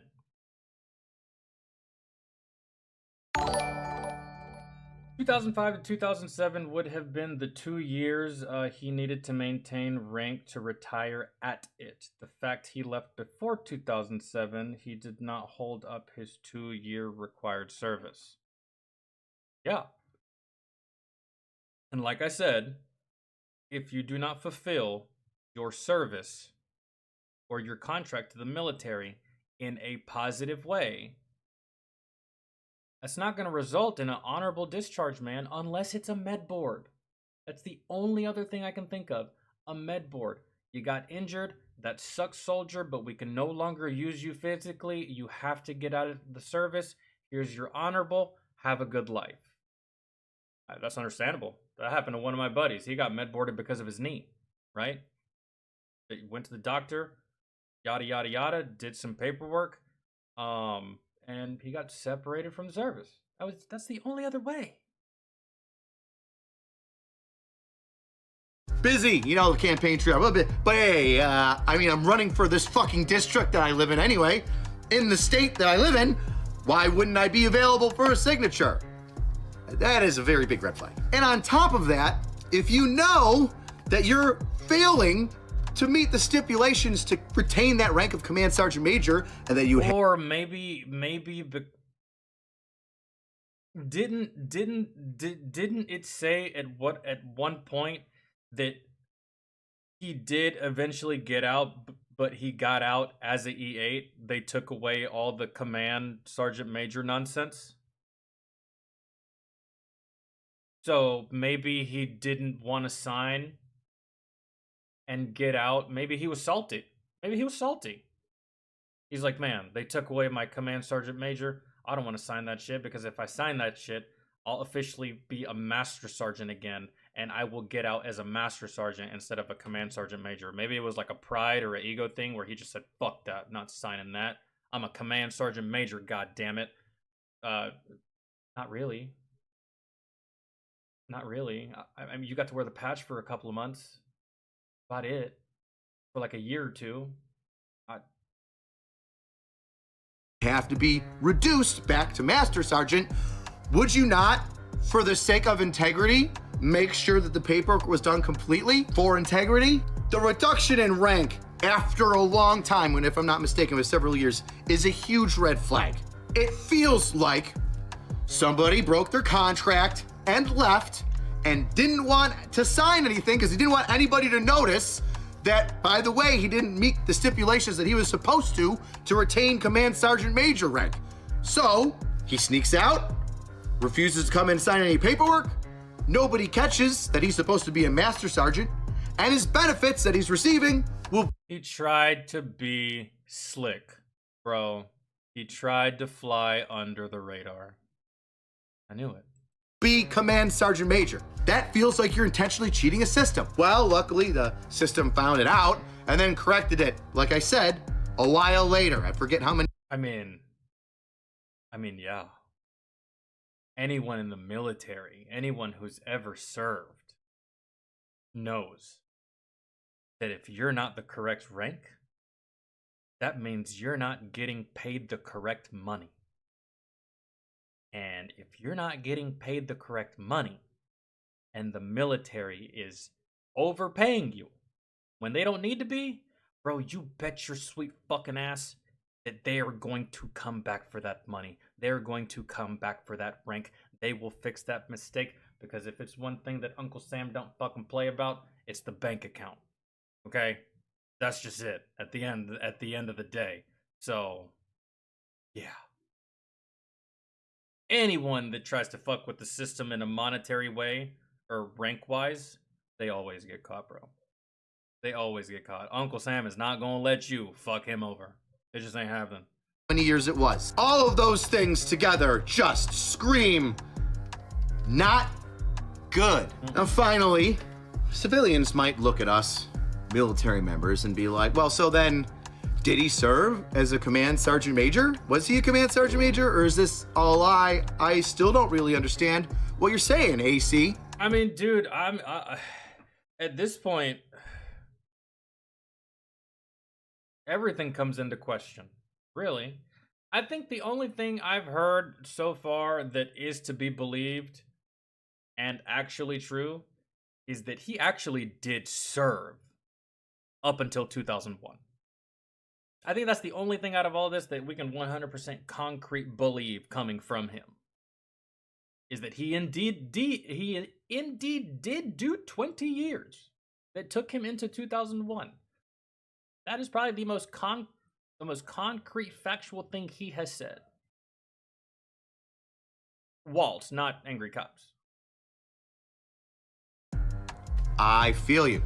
And I talked to a sergeant major to try and get a better idea of how to put this all together. Now, he was put in that position with contingencies. You have to do A and B in order to get C, your rank. And he was getting... Now, question, are all command sergeant majors put in their position with contingencies, or was it just him? Would like to know. Paid that way, and he had the rank on his chest, and he was in command. He was there. He was filling that position. But because he didn't complete everything, it was taken away. Now, you're still saying that's It still doesn't really answer my question. So was he or wasn't he? Let me help you out a little bit more. Now, I asked a sergeant major, in fact, retired Sergeant Major Jason Jaskula. He runs the KIA Memorial Ruck March. You should all join me. It's going to be August 17th. I'll put some information right here for you. Either way, sorry, off topic. I said, what do you think of this whole thing? And then I sent him a photo of this. This was then Congressman Wall's coin. Military coin that you usually give out for attaboys. After showing him this coin, I asked him, what do you think of this? He goes, his response, I think it is unethical. He was a conditionally appointed sergeant major, but never earned the rank, and literally no one would understand that except for a few military members and or sergeant majors. No one. It's almost like oh, we talked about this the other day. It's almost like you have a company, right? And let's say that your commander, no. Let's say that your first sergeant is getting ready to retire. Naturally, a new first sergeant is going to come in, correct? To replace your first sergeant. I just say retiring because it's easier than saying, oh, he's PCSing or maybe he got in trouble. Just he's retiring, right? He's getting replaced by another first sergeant. However, there's no other first sergeants to replace him at the moment. So what does the military do? The military goes and grabs E7, preferably an E8, right? Because the E8 is the closest thing to a first sergeant. If there's no E8s, they'll grab a sergeant first class. I've seen this happen before. It happened in my first unit. But that E7 or E8 will step in place of the first sergeant role to do things for the company until they get an actual, with a diamond, first sergeant, right? Now, let's say, for example, that this incoming sergeant that's going to be the acting first sergeant is a master sergeant. And he demands that you call him first sergeant. Some of you in the military, y'all might be like, whatever, bro, you're not, but I'll call you that because you want me to. Me, however, I wouldn't, and you really don't have to. Because technically, first sergeant is not his rank. He is a master sergeant. He is not a first sergeant. He's simply filling the role of a first sergeant. Okay? So you could probably say the same thing about this guy. This guy was never a command sergeant major. He was just filling the role of a command sergeant major until it was realized that he couldn't do this role, period. And then he just got reduced back down, essentially. Really. Almost like lying on your resume, you know, kind of type deal. It's almost like that. It's if you still can't wrap your head around it. One would call him out of it because I can't say that. That would be unprofessional. It's like a private in basic training that becomes the platoon leader, and he gets to wear sergeant stripes on his shoulders. But then he goes home and shows pictures of it, and then people think that he's a sergeant. He's not. As an actual retired sergeant major, it pisses me off and minimalizes what I actually did. Feel free to use the quote as well that I spoke with sergeant majors, and they all call him never mind. So, tell me. Here's a photo of the coin that he gave out, and here's a photo in comparison that a sergeant major edited to show us all exactly how he feels. I think the best way to say it is if you gave it up, you don't get to claim it. Mm-hmm. If you failed out of Special Forces selection, you don't get to tell everybody that you were a Green Beret, even though you were attached to 1st Special Forces Group or whatever during your training. You're not. You didn't earn it all the way. You fell just short, but that still means that you didn't quite make it. So there you have it. That's why a lot of people in the military are, I would say, a little irritated, but I think that's that's like, you know, someone, that's like cadre, right? Let's take, for instance, Special Forces. Special Forces does a little bit of their training, some training in at Fort Bragg, and McCoy was there, and McCoy was cadre for some of these special forces guys. The special forces guys that were going through training and stuff like that. McCoy was cadre. And there was this dude that he told me about that went around telling people that he worked with special forces. And everyone thought he was like the coolest thing in the world and blah, blah. Yeah, I work with special forces and blah, blah. No, motherfucker. You're cadre. You drive to their barracks at 6 a.m. You pick them up and drive them to the range. You don't work with special forces. You're their fucking chauffeur. Stop it, dog. Stop it. Quit trying to attach yourself to something grand when you have no business being mentioned in the same breath as something like that. You, please, for all of us, don't do that. Understatement. On one, potentially, leaving your unit as they're about to deploy, saying, hey, I talk all this great game, but when, well, push comes to shove, you're gone. Not good luck. Best way to support the channel is get yourself a t-shirt at angry-cops.com. Cheapest way to support the channel is leave a comment. Tell me what you think of this. If you know a sergeant major, send him this video and be like, what's going on with this? What do you think? If you're a first sergeant, if you're a freaking master sergeant, send it to a colonel. Send it to your officer friends and be like, if Sergeant Major did this, would it be bad? Yeah. Get their opinion on it. Side note, the uncensored version of this and a couple extra minutes of me talking about. I don't have any Sergeant Major friends. I think the one friend that I have, I think my highest ranking friend,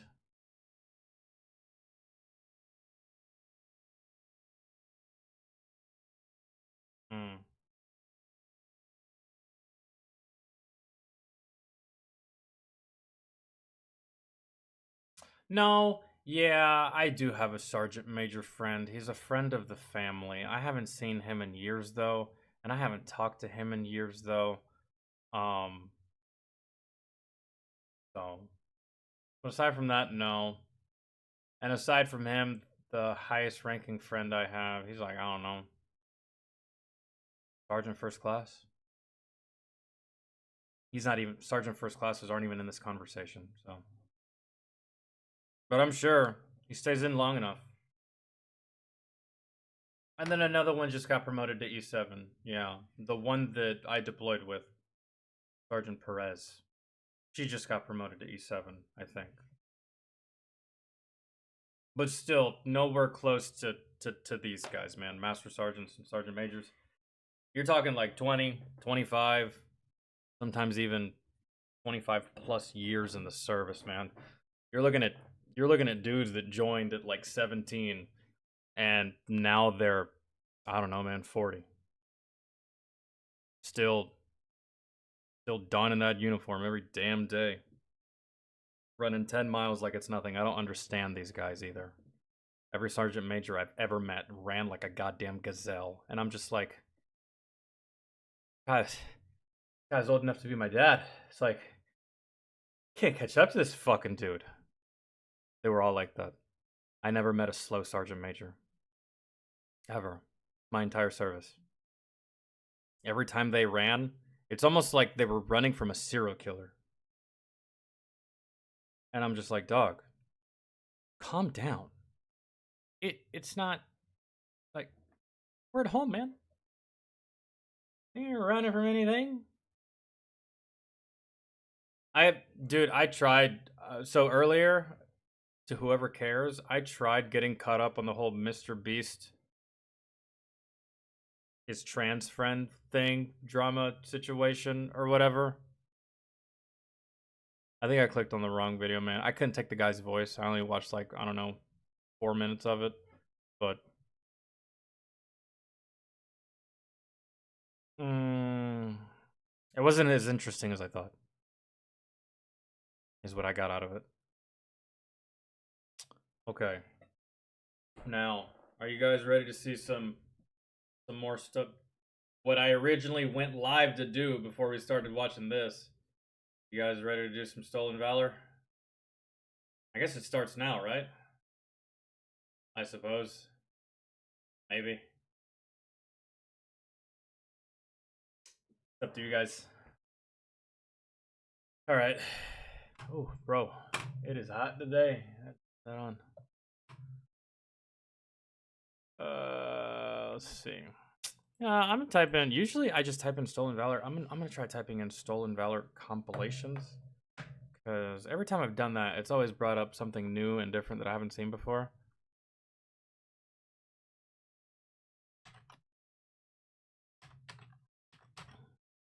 I should have read the comments for that last Angry Cops video that we saw. Oh, bro, this one's a whole hour, but I'm pretty sure there might be.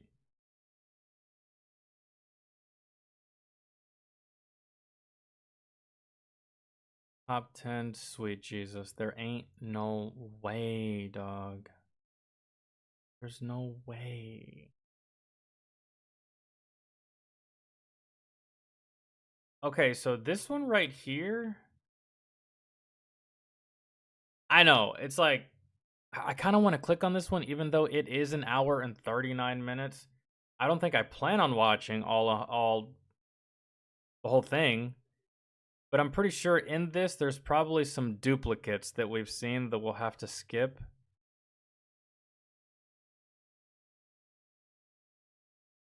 Yeah, hard. Okay, I haven't seen any of these. I usually go off of the thumbnail. Really. Come on, just play a little bit of it so I can see.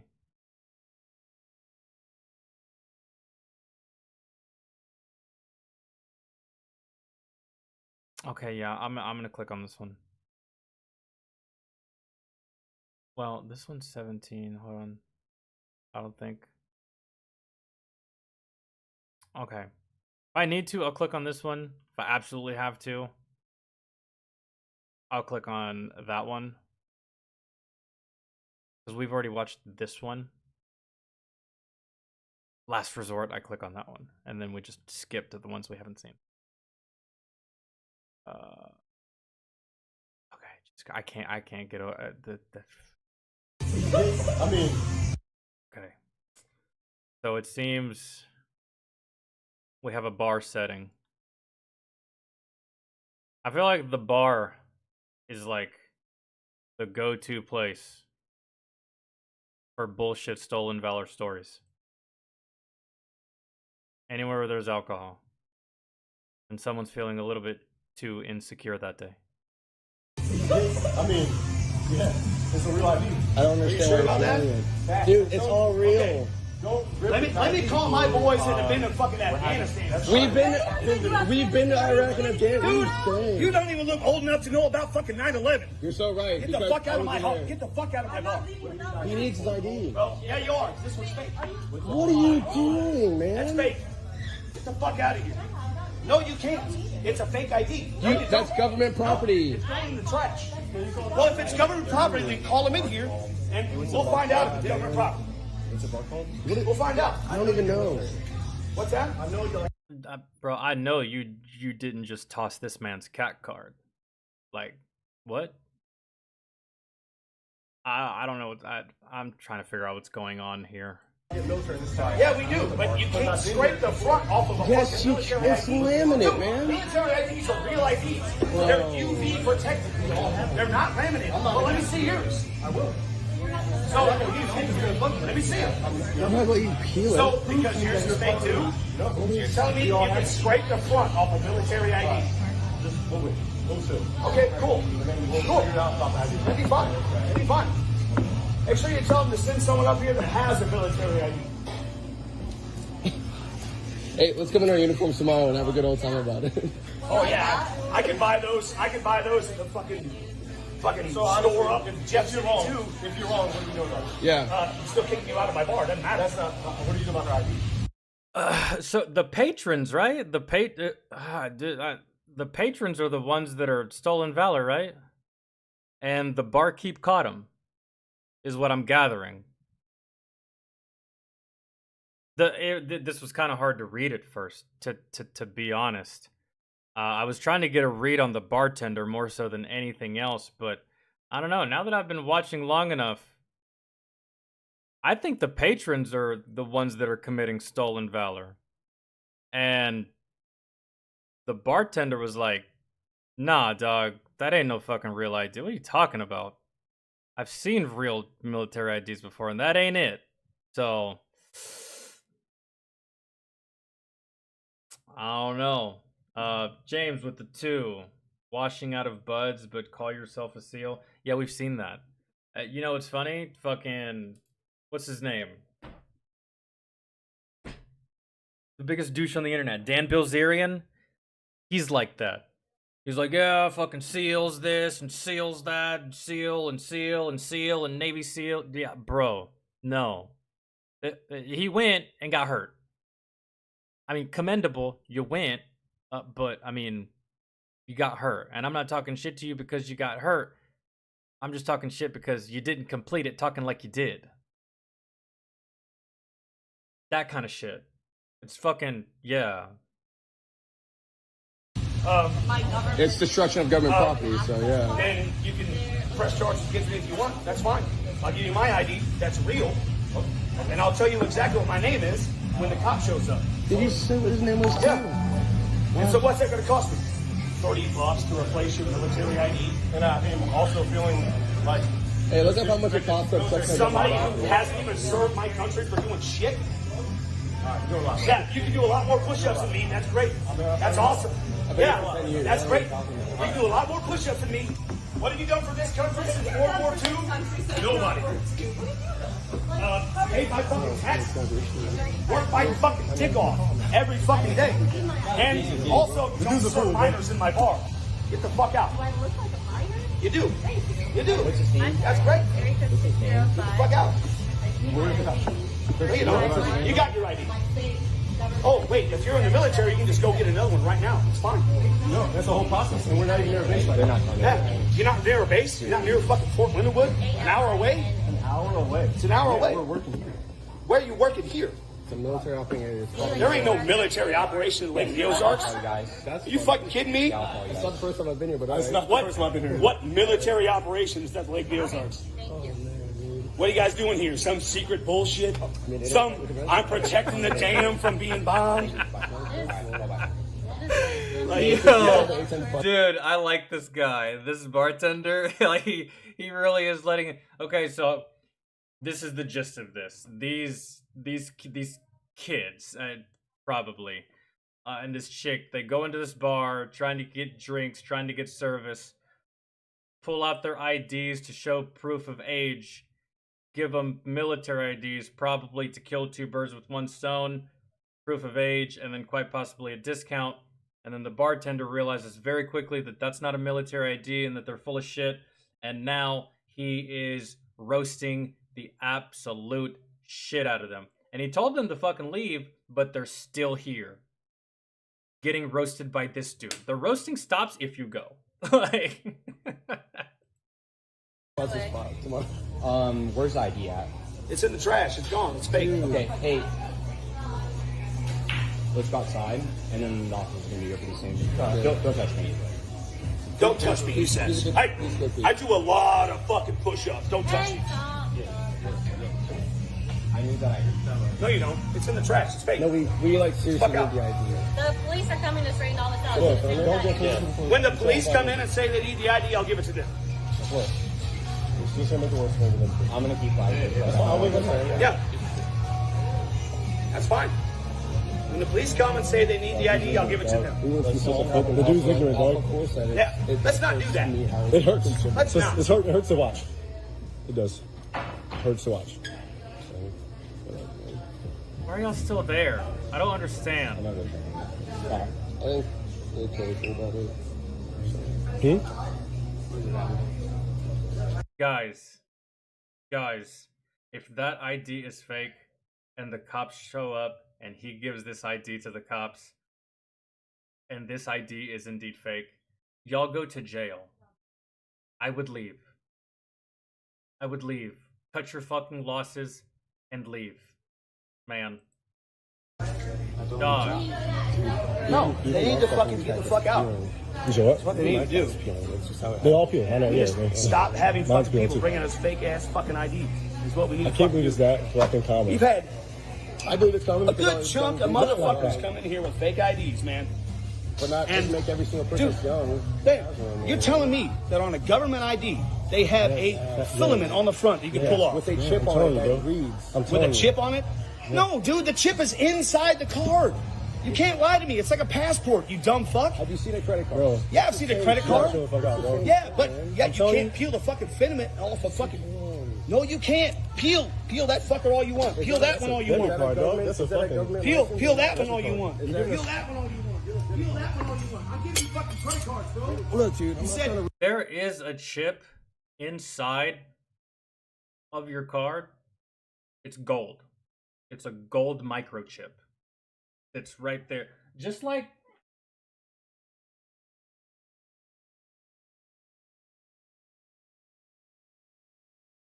that.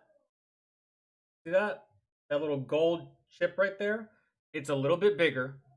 It's a little bit longer and slightly a little bit wider, but that's the chip that's on your card, and it's in your card, but it's visible.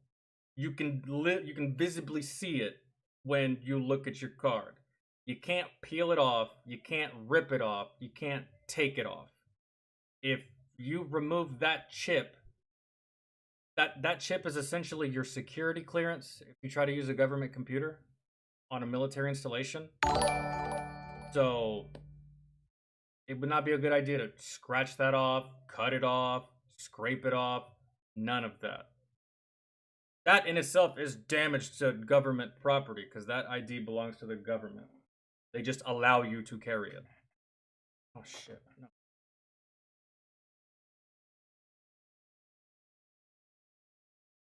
Yo, Don, thank you so much for the 5, man. What's up, fam? Just saw Deadpool and Wolverine. Magnificent. You know what, dudes? I was gonna go live tomorrow. I'm gonna go to the movies tomorrow. Okay? I'm gonna go to the movies tomorrow. And James and Don, I'll use your donations to buy a ticket. Just the ticket, because I'm not eating at this fucking theater. That y'all don't donate that much, and that shit's expensive. That goddamn Raisinets cost $9. Suck my. I'm not eating there. I'll eat before I go. I think I might go tomorrow. Maybe like nix the stream. Go watch it. How was the Alien movie? I heard it was bad.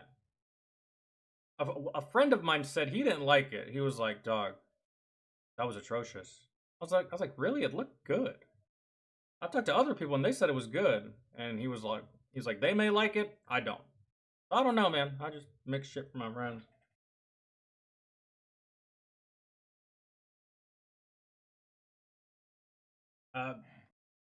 I've had people that I know personally say they like it, and I know people personally that have said that they didn't like it.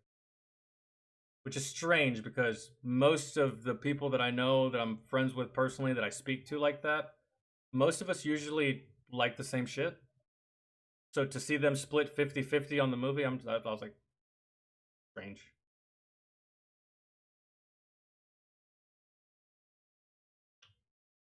Chips and a CAC usually have one's SRB and medical records, and there's also security clearances too. Yeah, I just need the security clearance really, and because you got like those little portals on the keyboards done, and like those little CAC card inserts where you put it in, you log in, you type in your password and stuff like that. I use my card a lot at the education center, and just getting on to post, and I use my card a lot when I used to go to the dining facility at my first tour, or at my first duty station, but that was about it. Yeah, man. Now, naturally, over time, that, like, the edges of the card, yes, they will begin to peel a little bit, right? The edges of your card, just like natural wear and tear, like on your driver's license and stuff like that. You have your driver's license for a long time, bits and pieces of it will start to just like chip and tear on the sides and stuff like that. But to just be completely mutilated, like the bartender is saying, that's not a good idea or a good thing to do to your military ID in general, period, for any reason, because then you can't log in, you can't swipe your card, you can't scan, you can't do anything on the installation, especially if you have to especially if you work inside of an office. If you work inside of an office, especially like JAG or battalion or brigade or something like that, you work inside of an office and you work inside of a government computer, guess what you do every day before you start work? You take your ID, you plug it into your keyboard. Your keyboard needs to be able to read that card, because if it doesn't, you can't log in. If you can't log in, can't work. If you can't do that, you got to go all the way fucking back to some fucking office, and you need to explain to them why your card doesn't work. You need to explain to them what happened to your card. You need to explain to them why it's fucked up. And if you lose your military ID, guess what happens? You have to go to your first sergeant. And then your first sergeant has to tell your commander. And then your commander has to get in touch with the people that do military IDs. And then your commander is probably going to give you a counseling statement for losing your ID, because your ID is an inspectable item. These guys are very cavalier with the whole military ID thing. Show me a credit card. You're right. I'm telling you. You said show me a credit card. You said you could peel these off too. Wait, what can you peel off? You want to peel something off of that? Here, peel something off of that. See if you peel something off of that. That's my social security card. I'll give you my fucking library card. Peel something off of that. You're telling me that my Missouri ID. A bartender with a library card, ladies and gentlemen, we are clearly dealing with a man of culture. Tip your hat. ID card is more secure than a fucking military ID. It's not secure, there's no shipping. It's not even. What do you mean it's not secure? There's no shipping. It's not even a concept. Yeah. What do you mean there's no security? It's just not shipping. Like you're telling me that I. Are they here? I can't peel the front off of this. Okay. Come, do it over here. That's fine. Bring him in here. Yeah. Let me see your military ID right here. Yours right This one's kind of long, but I kind of want to see how it ends now. here. Bro, you let the cops show. I ain't touching them. Let the cops come in here and let them touch me. Okay, that's fine. That's fine. I want you both checked by the cops before you guys leave here. Beautiful. And even when they prove it, he won't say sorry. No, I won't. I'll still tell you guys to get the fuck out of my bar. Yeah, I don't want to be in the bar. I'm not worried about that. So why are we even here? We still need the car. Okay. And I'll take care of hers. That's what I'm saying. I'm answering your question. Yeah. Yeah, please. No, I'm fine. Get up, please. Love you too. Okay. Dude, we've had 2 giant groups of fucking minors come in here Yes, I second everything that Don just said. Exactly. last 2 fucking weeks. I ain't putting up with this shit. Fucking frat boys. They still are ruining my day. They putting up with this shit. I hate frat boys. It's just another reason to hate frat boys. Bro.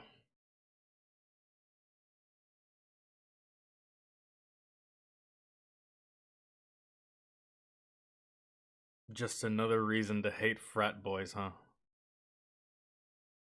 That's how I know you've never served.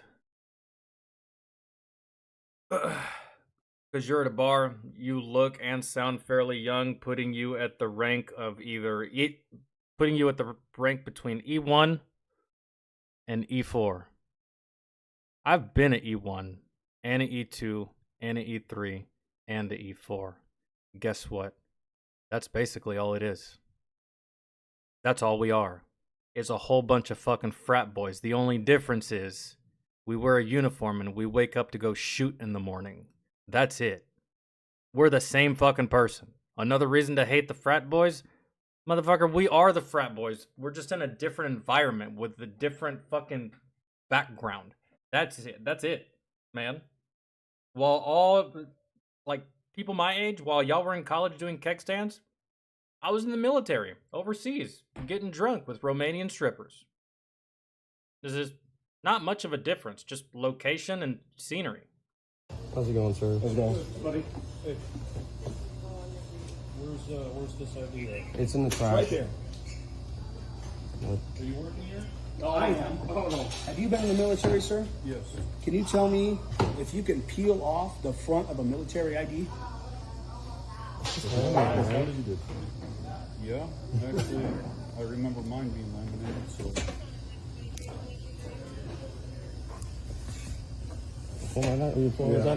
Has she shown you her actual ID where the birth date is raised? At the bottom right corner? Her birth date is raised? He's got her. He's got that. Appreciate it, man. Thanks a lot.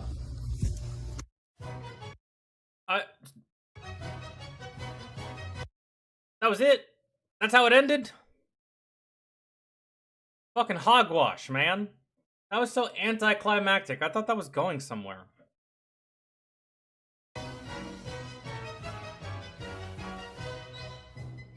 Okay, no. Hey, bud. Oh, okay. Wow. This is actually much worse than... What unit you in? I'm in 69th Cobblestone Corps. Oh, yeah. And where is that unit? On the corner of the Lion, the Witch, and the Wardrobe in Narnia? I think so. I think so. Type that into GPS. I think that's exactly where that fucking takes you. Good God, man. Jesus Christ. You look like you're friends with Dylan Mulvaney. What unit you in? I'm in 69th Cobblestone Corps. Oh, yeah? And why did you look around before you said something like you were telling him a secret? Like, listen. 69 Cobblestone. Don't go repeating that. Alright? It's classified. Fucking weirdo. Starving veteran. Praise Jesus F. Christ.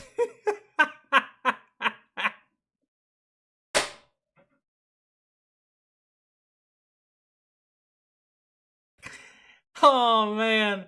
Oh, you're so full of shit, bro, but I'll give you $1 for the sign. I would. You're all the way full of shit. It's not even funny. You didn't even try, man. Oh, you did try. You managed to put the uniform on. But good God. Fuck. Oh my God. I had nothing else to Wearing wear that this uniform, morning. I had fighting nothing for else to that wear this oil. morning. Nothing else to wear this morning. Now let me see that sign. You got two signs. No, let me see That's it. the second time we've heard that excuse. I had nothing else to wear this morning. Uh-huh. Gotcha. Let me see the sign. It's okay. You proved your point. No, let me see This it. is my stepbrothers. Let me see it. This is my stepbrothers. You guys have a veteran discount? Yo, look at the look on her face. She knew. She knew. Because, yes, there's some Americans out here, some people in this country, that when it comes to their knowledge about the military, bro, not saying this to be disrespectful, this is just the way it is. Y'all are dumb. Okay? Not saying that to be mean. Y'all are just dumb. And it's okay. I've said this plenty of times. It's okay to not know it's not your world. Alright? However, even that lady was like, nah, man. I don't think that's right. I don't think any of what you got going on is correct. I might have to go ask somebody, but I'm gonna go with my gut on this one. Get out. There ain't no way. Done with the 5. These guys aren't stolen valor. Most of those garbage piles are just LARPers. I mean, then if you're gonna do it, just make it entertaining. Instead of you being in uniform, go get like 5 or 6 or 7, maybe 10 of your buddies. Which is a tall order, because people that do this, man, they probably don't have friends. Just gonna get 10 of your buddies, dress the part, go out into the fucking woods, and lightning bolt, lightning bolt, lightning bolt. But in this case, it would just be grenade out, grenade out, grenade out, and just, you know, have a fun time in the wilderness, I suppose. But I'm willing to look past that, right? You want to wear some fatigue, some fucking military shit, and go play manhunt in the woods with your buddies and pretend to be a soldier? Go have fun. But this, bruh, this. I'll take it off. I don't think so. Yeah, or go do airsoft in the woods. Exactly. Exactly. Paintball. Get yourself some walkie-talkies, maybe some headsets, some cool Oakleys, right? And then just fucking play the part. Do your own little fantasy Fantasyland, man. Do your own little thing. Do what you want to do, but I'll take it off. Take it off. No. Take it off. What the fuck? Oh, Lord have mercy.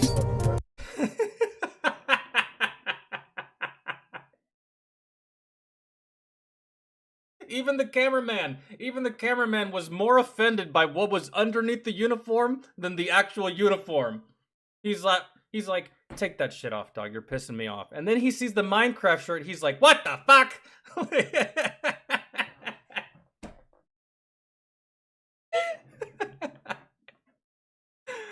Oh my god. He's like, I thought I was dealing with a normal person. Fucking Minecraft. One more time. I gotta watch it one more time. That was too good. Oh shit. Take it off. No. Take it off. What the fuck? That is the best Stolen Valor video ever. That's the best one.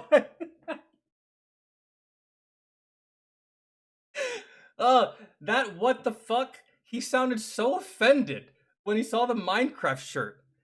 It's almost like he forgot all about Stolen Valor in that moment. He was just like, what the fuck? Like,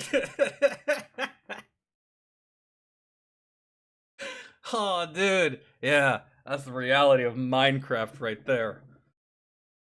Ugh. It'll ruin your mood worse than Stolen Valor. Ugh.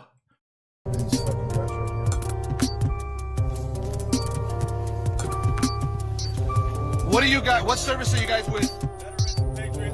All right.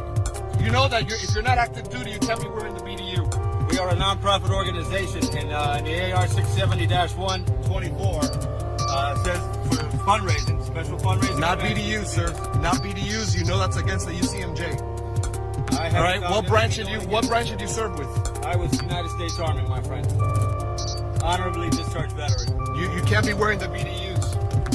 You cannot be wearing the BDUs, and you're profiting off of it because you're doing well, you're asking for money. You're asking for money. For absolutely nothing. Listen, this is not the way to run a 401c3. All we do is walk. If somebody wants to donate, that's on them. Listen, I look at the license plate of my car. I'm a combat veteran of 2 tours. I'm a U.S. Marine. I know the UCMJ, and I work for the Judge Advocate General. I'm gonna park. It's over now. Yeah. The hell that this is gonna happen in my neighborhood. No fucking way Stolen Valor is gonna happen in my neighborhood. This guy sounds like one of my uncles. You have lost your daggone mind. Just like one of my uncles.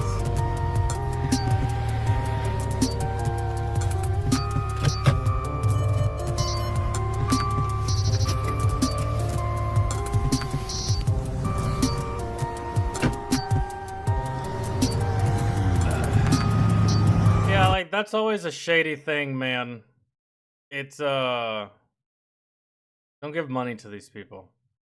That's a shady thing, because you don't know where that money's going, man. And they could very well easily do this out of uniform. Fundraising. You see people do it all the time. Hell, even YouTubers do it. Raising money for veterans and shit like that. Hell, Nick the actor, he does it every July 4th, I think. He'll do like a charity stream for veterans. There's ways to do it, and then there's ways not to do it, and this is not the way to do it. Listen to me. You guys can't be doing that shit here. Okay? You guys cannot be doing that shit here. Get out of here. Listen. Oh, Rebel, it could be going to something completely fucking fantastic, but the thing is that no one knows. And you don't know what you don't know, and you're not going to invest in something that you don't know. That's it. It could be going to the best cause ever. But because it can't be verified that it's going there, then it's just not worth it. I am actually a combat veteran, and you guys are collecting money. So was your father, but you're not. That uniform is not your uniform. I will call the police because you cannot be collecting money, misrepresenting a veteran. You're not a goddamn veteran. You are not a goddamn veteran. Get out of here. Listen to me, motherfucker. You're not gonna ask money for anyone. I already called the cops. Good. I already called the cops. I think this is the most heated one that we've seen so far. Your ass, you are collecting money representing that you're a veteran, and you're not a veteran. That's called stolen valor. No, he is a veteran. It's a BDU, boy. Listen, motherfucker. Oh man, dude, this whole fucking my daddy, my mommy, my cousin, my stepbrother, my sister. This whole fucking I know someone or I'm related to someone that served. It doesn't belong to you. It doesn't. That's their service, not yours. Stop trying to live vicariously and or take advantage or reap the benefits of someone else's service, man. You combat towards the Afghanistan and Iraq. Don't fucking call me boy. Don't call me boy. You need to take that BDU out. If you guys were wearing shirts from the fucking army for the veterans from the VA, it'd be okay. But you're wearing BDUs. Yeah. Listen, those are army BDUs. Your fucking name tags even say fucking veterans on it. Not even a goddamn branch. You don't even have rank here, man, at all. Nothing. Listen to me. This is stolen valor. Stolen valor is what this is. Asking people for money when you're not a goddamn veteran. I fought for this fucking country, not you motherfuckers. You guys are asking for money. Don't give them money. They are fake. They are not veterans. They are stealing people's money. They're stolen valor.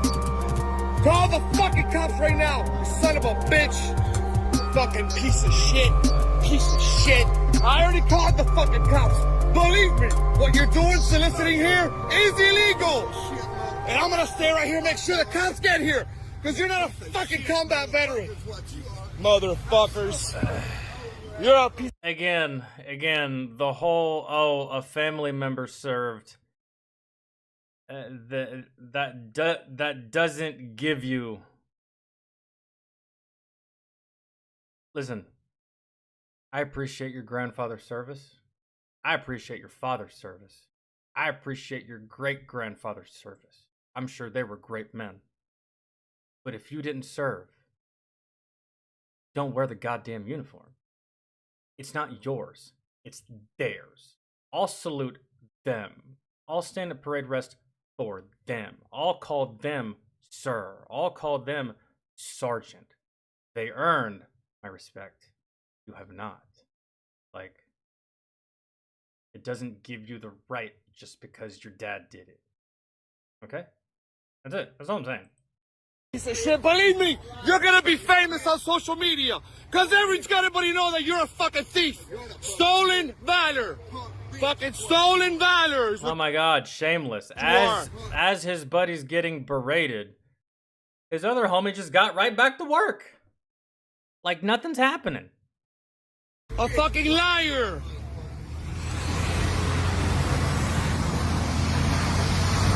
Is that a random lady or is that just your wife that pulled up with coffee? I don't know. She was looking at you like she knew you. No le da dinero a los come mierdas estos, que they're fake.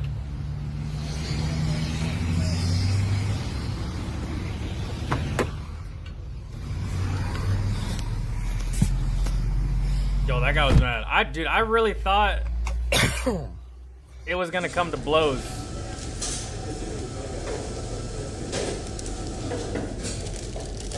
Oh, and there's a police officer. Is this a body cam? Oh. Did we just hit the mothership of stolen valor videos? Please don't tell me you get put on Front Street by a police officer. Yeah.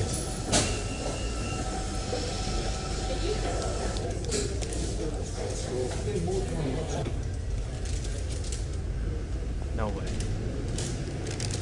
Is he gonna do it? Is he gonna put him on Front Street? He's thinking about it. So what is Bray's wrong? There's things on the long sleeve. And the boots are... Well, boots are neither here nor there, but the uniform's unironed. It's in Oh, but this isn't... I don't think this is in America. I knew there was something off about that uniform when I first saw it. I was like... At first, I was like, that doesn't look American. That doesn't look American. That beret is way too green to be Special Forces, and those are the only ones that wear green. Can't be that. I'm trying to pick up on the accent. Condition. He's got his shoulder flash on the wrong side. He's got the incorrect beret on. It's ill-fitting. Any of the members of the Commando Regiment wear. I think both of these police officers are prior service. This is the motherlode of stolen valor videos. Oh my god. You got caught by the popo. Oh man. A really dark green beret, same as the Royal Australian Regiments. Australia.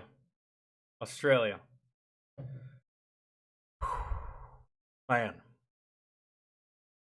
Last I checked, Australians take stolen valor just as seriously as Americans. So, you, sir, are about to have a bad day. You're about to have a bad day. And the beret is like molting. It's like you found it at the disposal store or something. No, it's incorrectly fitted. What they normally do is they wear the beret as small as they can. At least I think that's what the accent is. And he did mention the Australian Royal Guard. I don't know why he would mention another country's uniform, because I wouldn't mention another country's uniform if it was wrong, because I don't know what I don't know what it's supposed to look like correct. I'm just assuming it's Australia. Jay, mate, how are you? Yeah, good. Good, thanks, mate. My name is Senior Constable Murdoch. I'm from Rapid Action Patrol Group, based here on the Gold Coast. Yeah, mate. Yep. Mate, I am also a sergeant in the Royal Australian Army. Okay. Yep. I hold the rank of sergeant at 511 Field Battery. Yep. Do you have your military ID on you? I don't actually at the moment. You don't? No, because all I've got is my veterans, like just veteran affairs. Because I'm discharging. Yeah. Yeah. And how long have you been in the service for? I was a clearance diver in the Navy to begin with. Yeah. And then I did selection for the Commando Regiment. Yeah. And then but as I said, I'm getting out of it. Yeah. And how long were you in the Army for? Like I was a clearance diver in the Navy for 7 years, and then with the Army for just on near 12 months, 13 months. 13 months. Yeah, and I just... Guys, I don't know much about... See, this is what I'm talking about. This is one of those instances where someone who is actively participating in stolen valor could very easily dupe me. I can't tell, out of everything he just said, I can't tell what's bullshit. Because I don't know the Australian military like that. I don't know their customs and courtesies. I don't know their rules. I don't know their UCMJ. I don't know their protocols. I don't know how they do things. So this man right here could very well lie to my face, and I believe him. Because I don't know. That's the most case with all civilians for the most part, because you don't know. This is what's I can't tell if he said anything wrong. Just come out of Kapuka and I've come up here and yeah. Well, I say, have you done your selection for Commando Regiment? I've done selection, yeah. Yep. Yeah, I did all that. Yeah. Whereabouts did you do that? That was done at Holsworthy. Yep. Yeah, you do 9 week selection course, and then from there you... See that right there, all that stuff? I don't know if he's lying or not, but he probably is. You start like Rio cycle. Right, yeah. I have done selection, yeah. Okay. Brent, the reason this is you, Brent? Yeah, okay. yeah. The reason I've asked you the question, Yep. okay, is I've been in the Army for 25 years. Yep. And the first thing I know is that the Australia flash that's on your shoulder Yep. is actually on the incorrect shoulder. Okay, it should be on that side of the uniform. Damn. Okay, it's the same through the Navy and also the Air Force. Okay. Secondly, the beret that you're wearing, okay, is non-standard issue. Okay. Yep. Royal Australian Regiments as well as the Commando Regiments wear a dark green beret. Okay, I notice you have. So, I mean, I wasn't wondering, but we now have confirmation that the dumbasses in Australia that commit stolen valor are equally as fucking stupid as the ones here in America. That's good to know. I wasn't wondering, but now I know. So that's good. Yeah, it's this one here, mate. Like I know the beret. I've got mates who are serving for it, so it's that one here. God, I wish Quokka was here. This would be fantastic. He'd be losing his fucking mind because he's from Australia. So why don't you, seeing as that you're in uniform, and you're aware also that general standing orders at the moment is that military personnel, unless on official duty, are not supposed to be wearing the uniforms because of the heightened terrorist threat. Honestly, I did not know that because I've been, as I said, I've been home for a few weeks. I did not know, and as I said, I'm getting out of the army, and I'm off to. We had similar rules when I was in the service. It wasn't so much a rule, more so was it like advice or it would behoove of you type thing. When I was overseas, you didn't leave the installation in uniform. When I was overseas, you didn't go outside of the base in uniform for any. You didn't go in PTs. You didn't go in your work uniform. Nothing for anything, because, well, as an American soldier, not just as an American soldier, but just as any soldier, really. Guess what you have as a soldier? You have enemies, man, because you're American. You have people that want to hurt you. You have people that would love to fucking kill you, right? So why put a bigger target on your back and make yourself stick out when you don't have to? We had a similar thing when I was overseas. You didn't wear your uniform outside because of, DEF CON and stuff like that and the threat level and shit, so. See Department of Veteran Affairs now, so I didn't know. Okay, do you have any other identification on you, a driver's license or something similar? Yeah.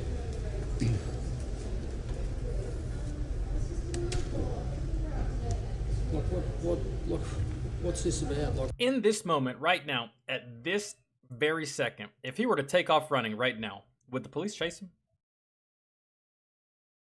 Because I'm trying to figure out, at this point, is he under arrest? Is he being detained? At the moment, he's just being questioned. But it hasn't reached further than that. What have I done? I reasonably suspect at the moment that you're impersonating a soldier. No, I'm not. Okay. Like, as I said to you, Because, I mean, it is illegal, right? It is against the law in America. However, the reason a lot of people don't think it's illegal and the reason a lot of people still to this day commit stolen valor is because you rarely ever see anyone go to jail for this.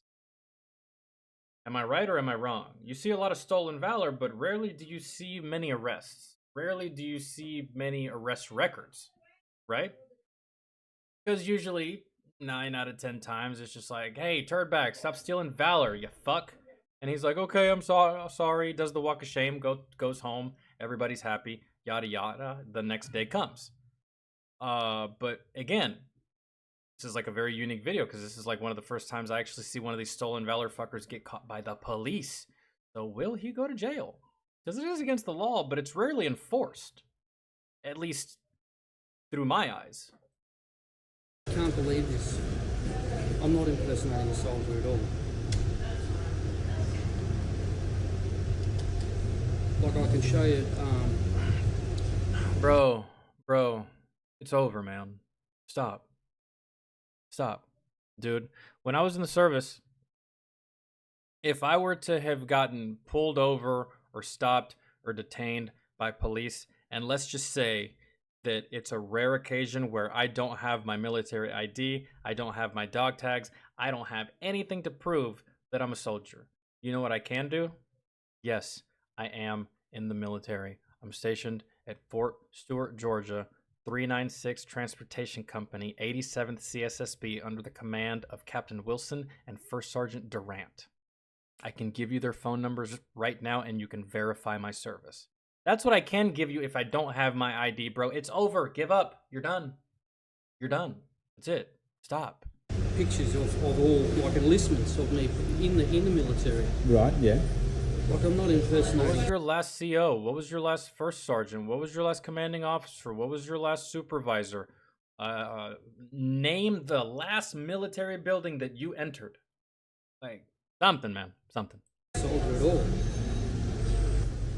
Like, this is all my enlistment into the army. Yeah.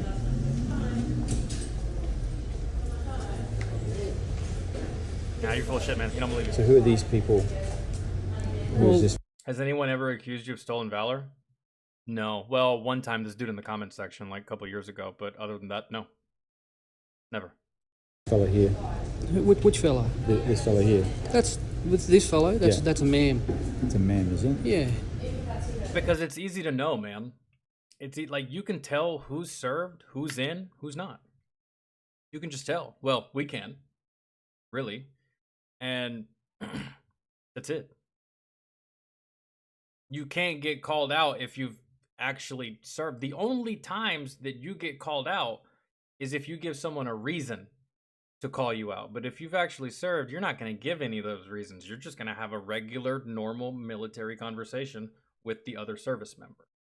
Once you start spouting off some bullshit or saying you went to basic training at places that don't exist, you're done. That's it. It's over for you. You will get accused. You will get caught. You will get put out on Front Street. You will be embarrassed. And that's just the way it goes. Apologise to her when I see her. So it is. And the internet kind of deters it a little bit now because no one wants to look like a fool in front of millions of people. But imagine how bad it was back when there was no internet.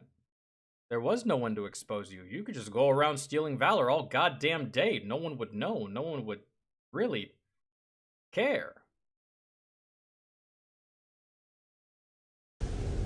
Okay, so when did you enlist in the army? In the army? Yeah. That was back in June last year. June last year. Yeah. So, as a soldier, if you just come through Kapuka, you'd know that your uniform, okay, the flag or the colour patch here, the Australian national flag, is worn on the left-hand sleeve. Oh, mate, what? To tell you the truth, I just grabbed it out of the cupboard. I didn't even look.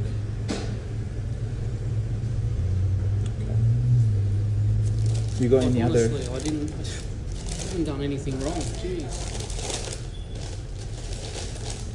Okay, what I'm going to need to do is I'm going to ask you to sit down over there for a moment, enjoy your coffee while I make some inquiries. I mean, aside from, these were just some keen-eyed officers.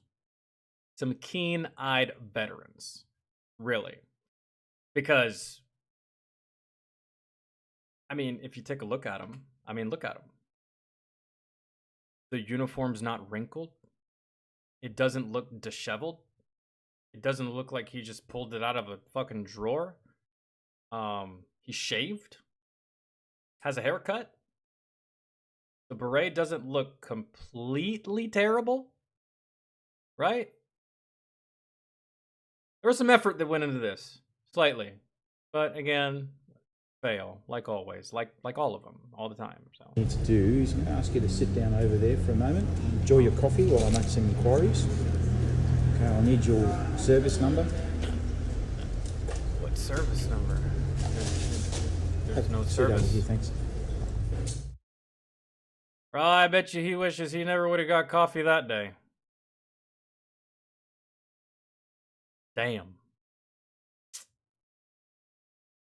Dumb ass. Go back to another one.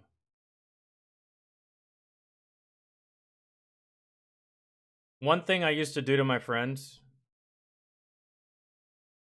is there'd be some times where like we would be in the motor pool, we would take our tops off and just do work in our tan t-shirts.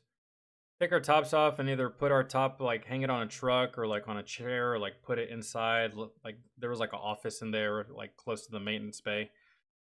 There was a whole bunch of chairs in there and like a projector. If we ever needed to use that room for anything or like classes, we would. It remained empty most of the time, so we would just put our tops in there and stuff like that. And one thing I would do to all my friends is I would go to all their tops individually and I would change around all their patches. So I would take their American flag and I would put it on the opposite side. I would take their, if they had a combat patch, I would take their if their combat patch was different from their unit patch, I would take their combat patch and switch it with the unit patch. I would change their name tape with the U.S. Army tape, and then I would straight up steal the rank and hold on to it, so they would have to come back and find me to get it, to retrieve it. And yeah, I would do that. And then, you know, we'd get in formation, they wouldn't notice, and they'd get bitched out by our sergeant, and it was the most hilarious thing in the world to me. Until I started to get in trouble for it. And I didn't even get in trouble by my friends. It was my NCO that got tired of it. My friends were just like, ha ha ha ha, fuck games, Falcon, you're funny, you got me. My NCO is actually the one that put the stop to it. He's like, listen. I know that you're just being you. I get it, but I'm sick of my formations looking fucked up at end of day, so stop fucking with people's uniforms. I was like, I'm sorry. And so that was the end of that. It was a good run. It was. But fun times, man. Fun times.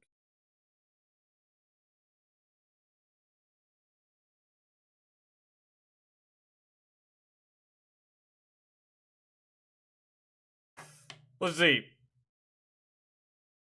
Let's see if there's any in this that we haven't seen.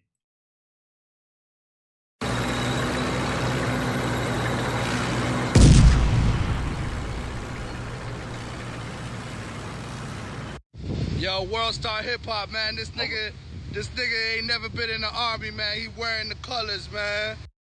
Why was he looking like that? Man, this nigga. Why does he look like that? Look at him. Good lord, man. Lay off the bath salts. This nigga ain't never been in the army, man. He wearing the colors, man. A lot of people died in these colors, man, and you wearing this shit, man. That's just not cool, man. Look at this guy. He got all over his car and shit, man. What the fuck, man? World Star Hip Hop, my nigga. I have a deep appreciation for the guy that's filming. It is very clear that he's not and never has been in the service. But he noticed it and called it out. Thanks, man. What the fuck, nigga? Why you wearing that shit, man?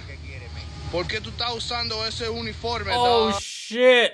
And he flipped the script. He flipped the script on you. You tried to hit him with that fucking no habla, and he hit you with the "sí, motherfucker, yo hablo." Damn, you ain't getting out of it, man. English or you're fucked in 2 languages. Mucha gente se murieron en ese uniforme. A lot of people have died in this uniform. This is a stolen valor. Stolen valor. Stolen valor. You gonna be on YouTube? He drove off so fast. You see the way he drove off? All over Facebook, everything. You gonna be all over everything. Facebook, World Star Hip Hop, wearing stolen valor. A lot of people wore that uniform and died in that uniform. Look at this clown. You're a fucking clown, dawg.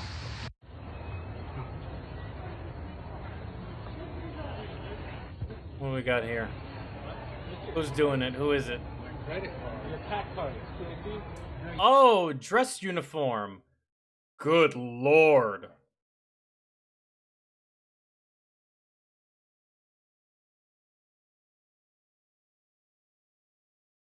Y'all probably don't notice it, but let me just let it go. I need to see his face. You may not. Sir, could I just see if we're in the military? I'll show you. I mean, you may not.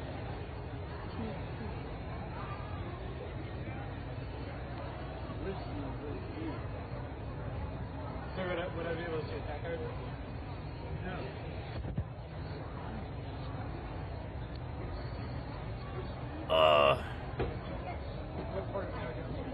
Sir, I just had a question about your left sleeve. Yeah. I got a question about that sleeve too. That's exactly what I was looking at. Guys. His left is probably just as fucked up as his right. You see this?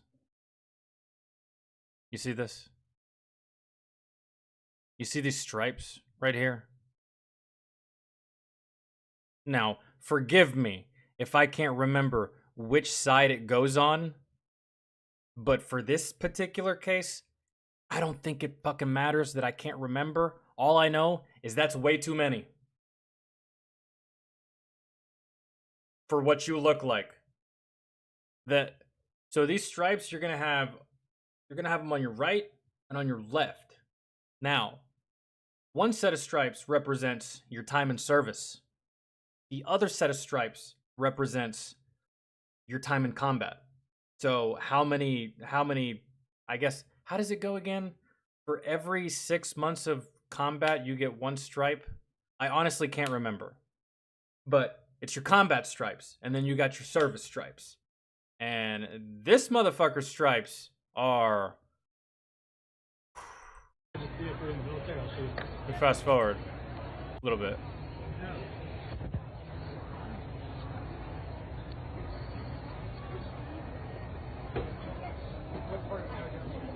Sir, I just had a question about your left sleeve.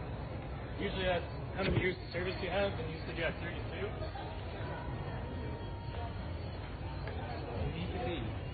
I was just wondering why you don't have any.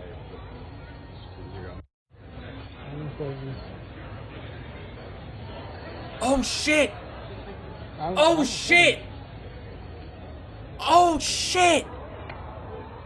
Oh, and look at that poor girl that he was probably on a date with, because he tricked her into thinking that he was in the military. He's like, yeah, baby, I'll take you shopping, only to get arrested because you're a fraud. The first arrest I've seen. Oh, shit. Oh, shit.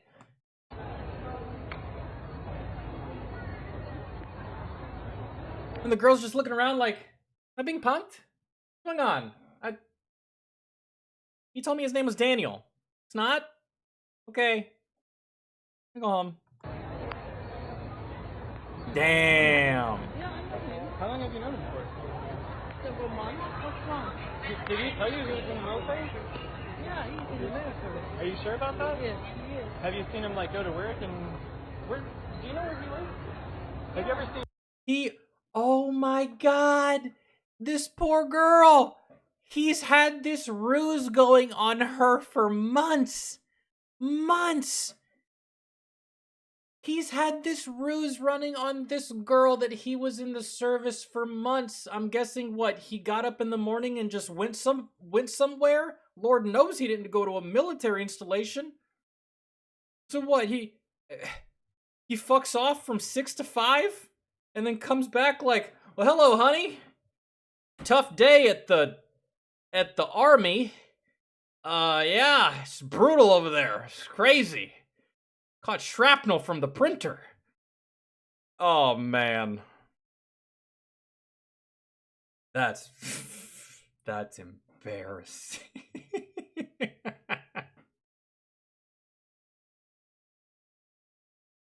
Oh, these just keep getting worse and worse.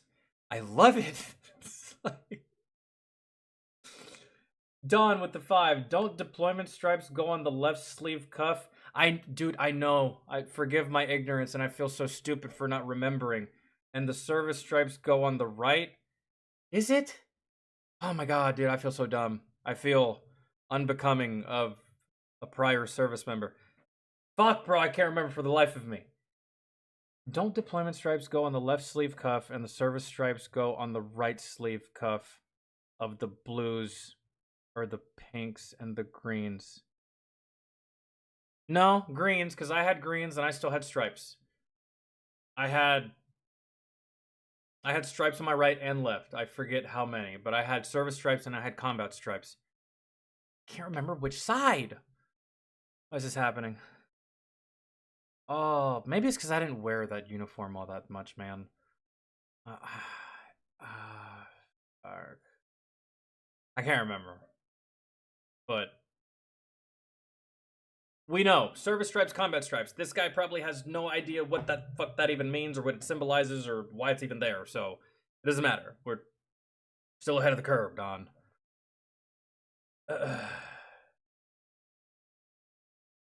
Oh, I'm just posing questions. That's not a Marine problem. Combat stripes. Oh, well, yeah, I am posing the question. I know what they mean. I just forget which side they go on. So, rip. His military ID. No. Okay. Where does he work? Like what? The army. The army? Do you know like what base? Does he have an ID that looks Does like he have this? one like that? Oh my god, he found himself some poor Filipino girl that doesn't speak any English. Of course she's easy to lie to. Should have been none the wiser. Okay, honey, I see you later. You have fun shooting bad guys. Okay, bye. Yeah, she didn't know, man. Poor girl. That's... She may have even liked this dude, too. That's over. I don't know. I never checked. Okay, man. I wouldn't recommend. I never checked. He said he come back with money. I don't know. I don't ask. He come home. I touch the pee-pee. Bro.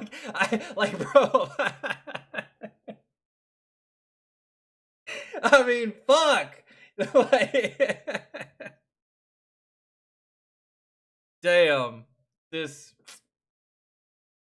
I'm talking to him because he's doing something called Stolen Valor, and where you pretend to be in the military. Damn, now you're gonna have to figure out what to do with that extra sweet tea from Chick-fil-A. I'll take it off your hands. It's illegal. All three of us are in the military, man. We are in the army. Damn.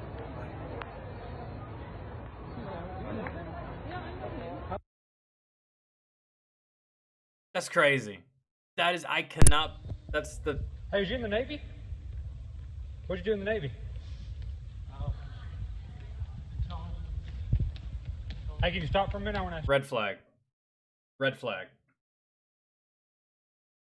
Red flag. Service members do not behave that way. They don't.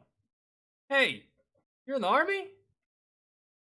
Every service member will turn around and say, yeah, man, what's going on? What's up? Because that's exactly what I did. Hey, come here, soldier. Usually to shake my hand or something or blah, blah, blah. Whatever, whatever. But every soldier I've ever known. Hey, soldier. Hey, sailor. Come here. And then you go. I always have. Anyone that ever wanted to talk to me while I was in uniform, I talked to them. I entertained their conversations. And they talked to me. Maybe they told me a story. Maybe they were a service member. Maybe their father was. Maybe their mom was. Who knows? Every single time someone says, hey, soldier, what's up? How can I help you? Because that's just the way we are. Fake. Some questions. Oh. Only someone with something to hide. How long were you in the Navy for? How long were you in the Navy for?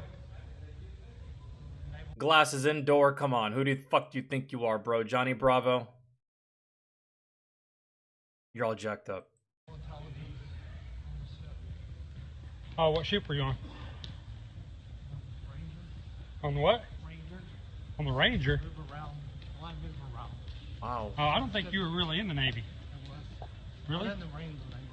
Hey, have you guys noticed yet that he's starting to walk faster and faster and faster? You see it? You see the pace of the camera? Dude's just like desperately trying to get away from this man. You what? I was in the Marines and then I went to the Navy. Oh, you were in the Marines? Where were you stationed? Wow, man. You were in the Marines. Bullshit. But you're wearing Navy uniform. You would think, at least one would think, that if you're gonna play the whole Stolen Valor thing, can you at least wear the better uniform? Like, I don't know, the Marine uniform? Their dress uniform, which is, I don't know, superior to every other uniform. If you're gonna do Stolen Valor, at least wear the better looking uniform. Because that shit right there ain't fucking it. I hate that thing. It's ugly. It doesn't belong. That, in my opinion, this whole damn uniform is Stolen Valor. You took the whole concept from a uniform that worked and made it ugly. Anyways, I'm just salty as all. Pendleton, then I moved into Korea and Japan. What did you do in the Marine Corps?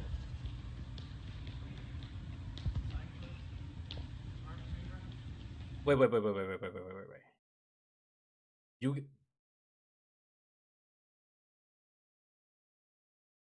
Are those blue sweatpants? So you've got the navy top. Lord knows if you have anything sewn on, because I believe that the navy uniform, it doesn't have Velcro like in the army. Y'all get y'all shit sewn, right? Can't remember. It's been a while since I've seen that one. But I believe that my man has on some blue sweatpants. And some running shoes.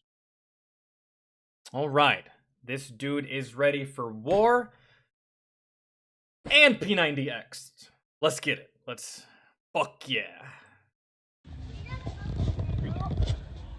He's a puppy. He's a puppy.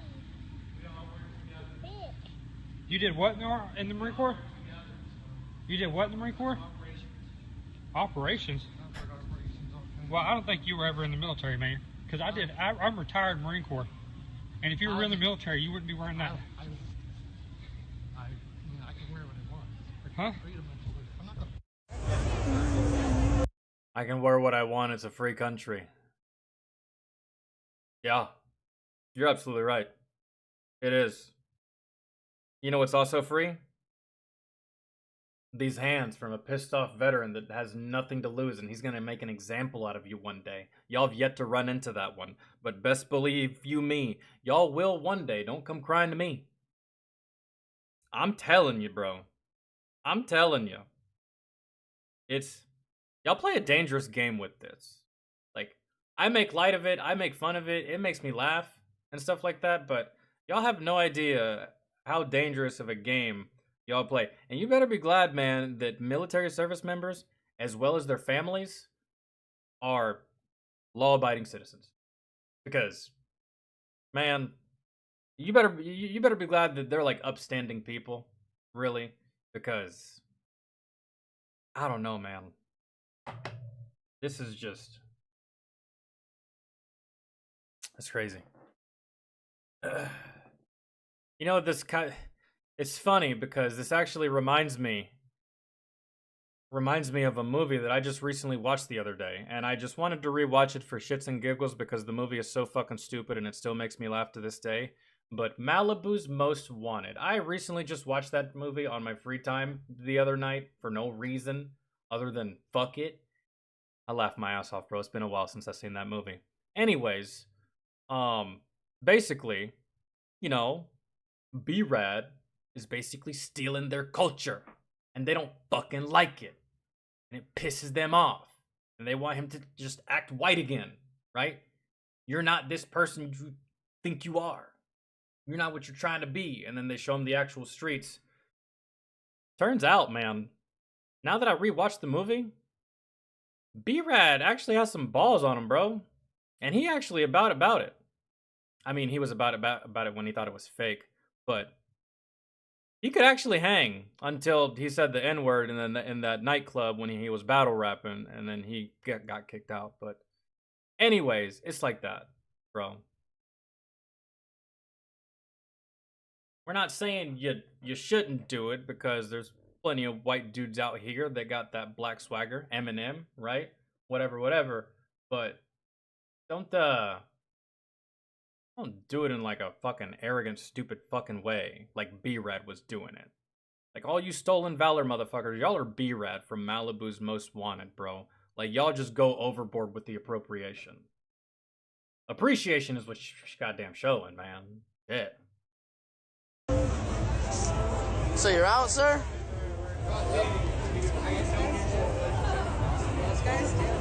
You just out here, what, trying to get money? Show me. Show me the damage. The person that I deployed with, we deployed twice together at the same time.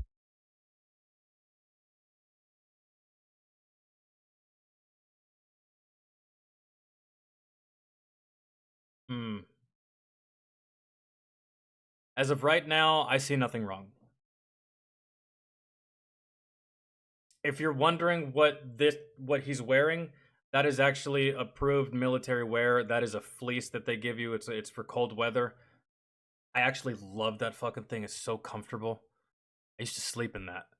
But yeah, that is an approved fleece. The rank is in the right place. I can't read the name tapes, but the name tapes are there. These fleeces don't have any side patches, so you don't have to worry about that. He's got his PC on. Looks like he has a backpack on. He's got his boots, blah, blah. Holding a cigarette as long as he's not walking.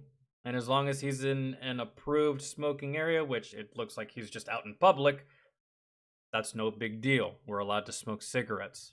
You just can't walk and smoke at the same time. You can't walk and talk on the cell phone at the same time. You can't walk and hold hands at the same time. Basically, if you're in uniform, bro, you walk. That's it. Can't text, can't do nothing. You just walk. Pretty simple. That's it. That's all you can do. So, I haven't found anything wrong yet. But maybe it's not in how he looks, maybe it's in what he says, so let me go back. The person that I deployed with, we deployed twice together at the same time. Yeah, dude, Katai, if you ever get a chance to get your hands on one of those fleeces, those things, do it. If you ever come in contact with anyone in the military, be like, hey, you got that cold weather fleece? You got an extra one I can have? I've given some away before, like back when I was in the service. I gave one to my sister, I gave one to my mom, and stuff like that. So just ask, and you might get one. They're so comfy.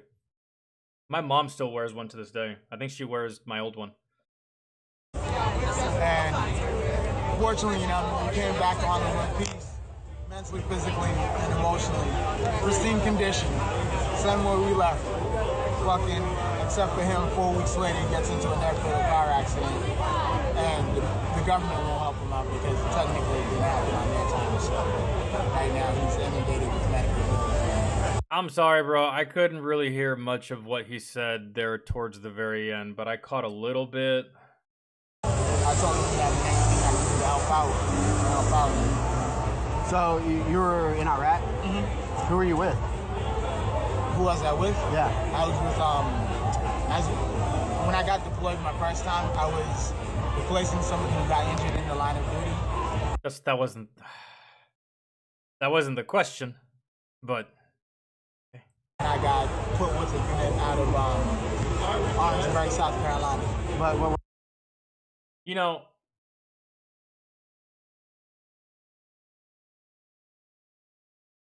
I don't know if it's the way he just said that. It's just obviously this is a stolen Valor video, so we know it's bullshit. But it's just like that right there is kind of bullshit, really.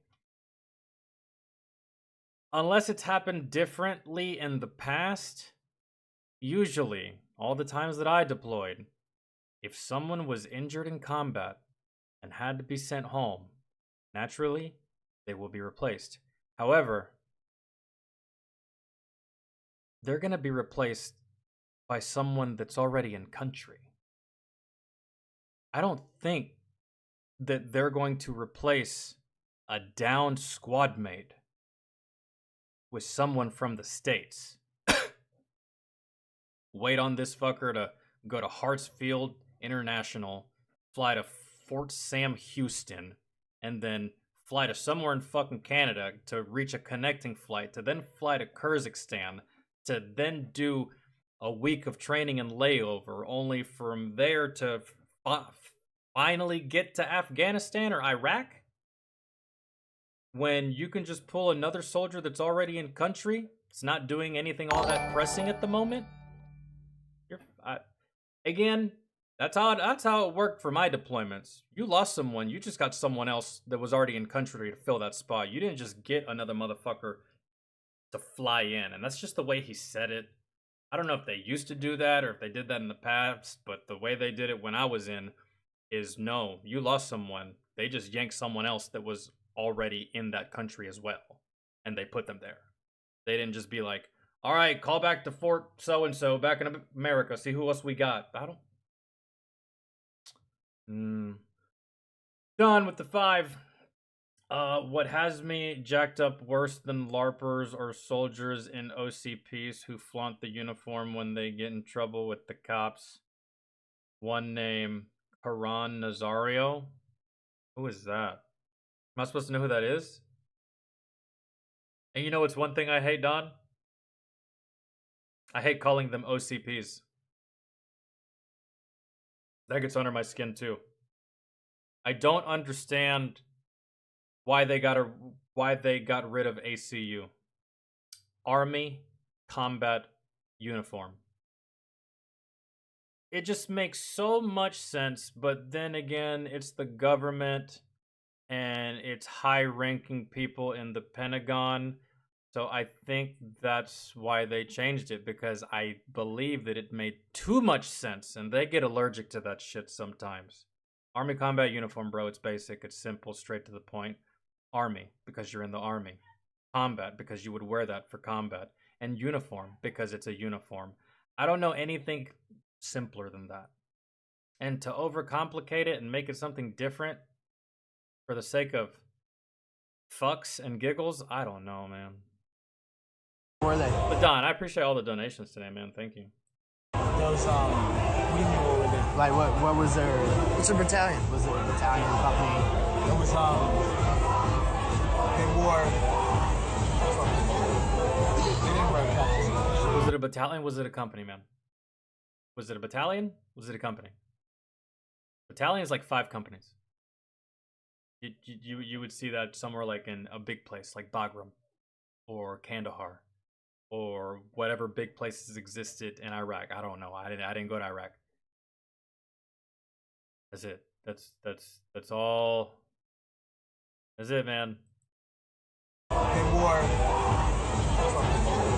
They didn't wear patches. Captain Scratch was my second.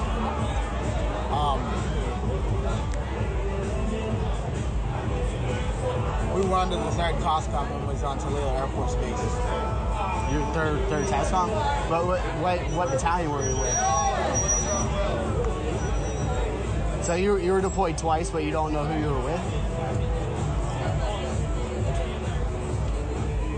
No, I don't know what battalion you were first with. But you got a combat patch, right? Yeah. What is it? You have to have a battalion. I don't understand. Like, how do you not have a battalion? You have to have a battalion. That's non-negotiable. You have to have a battalion. There's no other way to do it. Everything, yeah. It all compounds, man. It all falls on top of one another. So you have a squad, and then you have a platoon, and then you have a company, and then you have a battalion, which is multiple companies, right? And then you have a brigade, which is multiple battalions. And then technically you have a battery. But I haven't heard anyone use the term battery in a long time. Not even my friends use that word. I think we just stop at brigade, really, for the most part.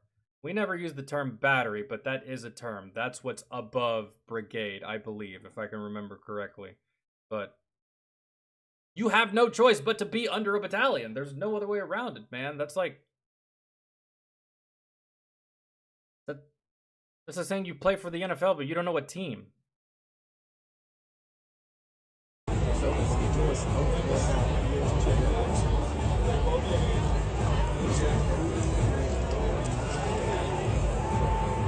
This is for my second tour.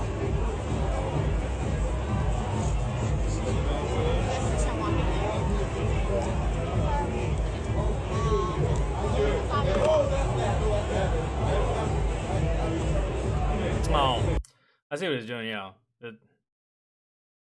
He's downtown somewhere. Hoping to catch some drunk people that are loose with their money to give him money for some reason. I don't know. I don't know what reason.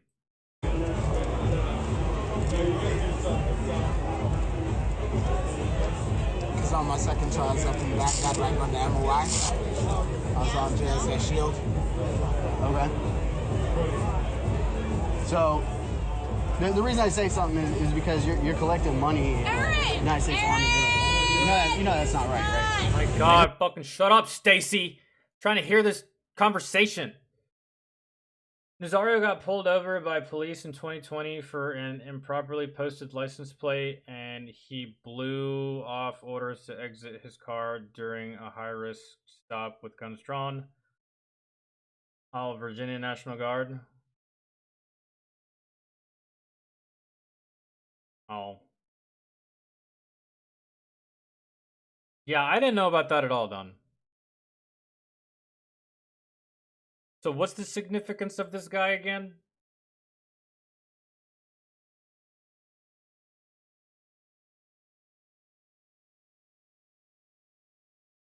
Is he still in? I would think he would have got kicked out. I don't see how you can be cocky. Like, I don't know. No matter what the cause is for, like, you know that ain't right. And on top of that, man, your uniform's all jacked up. You're still wearing a rank. Alright, let's go. You're misrepresenting the United States Army. Yeah, you are. It looks bad. It looks bad on all of us. Alright! No. It's somebody who's deployed with the Army, man. I was deployed with 3rd Sustainment Brigade. You know what that is? I was running convoys in Afghanistan, man. Fort Stewart?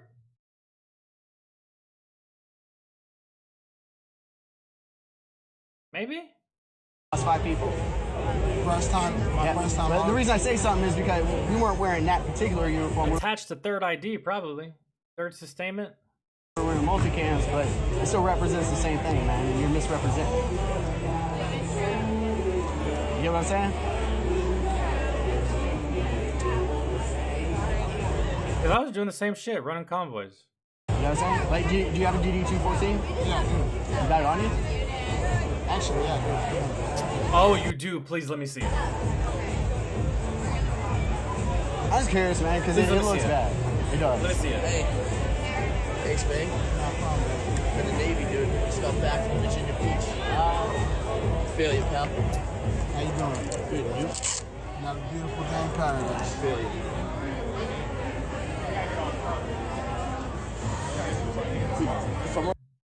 Cameraman. Hello. Did you just have an aneurysm? Did you just forget the conversation that you were having with this man, and you're just gonna let another random fucking person come up and be like, "Hey man, thank you for your service. I served too." And you're just gonna watch this happen? After what was just said? Cameraman. Hello. Turn it on, bro. Anyone home? We're on here? Yeah, I'm from Boston. Where you stationed at? I'm out. You out now?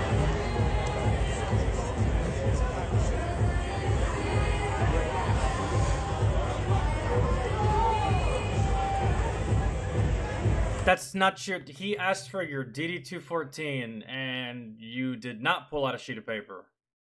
You do not earn points. You do not collect $200. You do not pass go. You...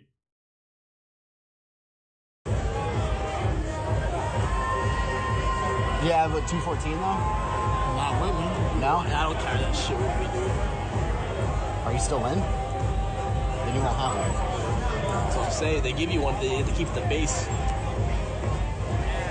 Wait, what? So, but you get what I'm saying, right? You know how many times I go? That's not right. Well, maybe there's something behind it. Huh? Maybe there's something behind it. What do you want? Huh? What do you want? Air Force. Nice. I'm just saying, if many people have said something to you about it, man, it looks bad. Can I at least fix your name tape? Or your Air Force tape? Or Army tape? My bad.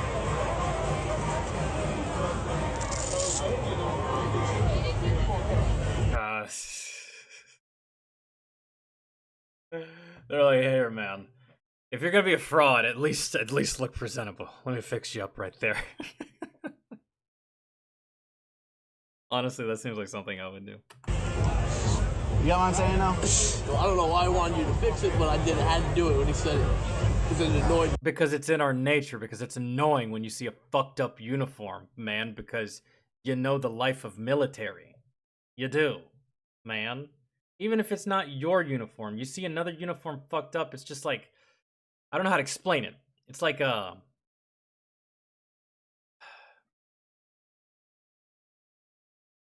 ladies, it's like when you see a dirty kitchen. You just can't think about anything else. You can't do anything else. You can't like until you clean. You just have to. It's pissing you off every second that those dishes go unclean. It's just irking you.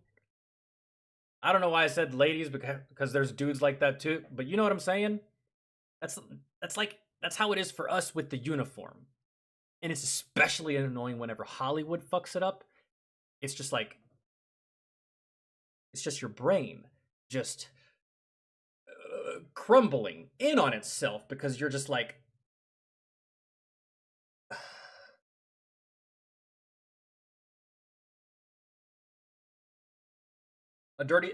for you, it's a dirty bathroom. For us, it's the uniform. It is what it is, bro. It irks you. It kills you. It's just like, I don't know what to do with my hands. I gotta say something. I gotta do something. I gotta move. I gotta pounce. And you just, yeah. That's how we are. Don with the 5. For all I know, Nazario is still in the guard as a first lieutenant. When he got detained, he was in BDUs. You said he was a second lieutenant at first, right? How did he get promoted so fast?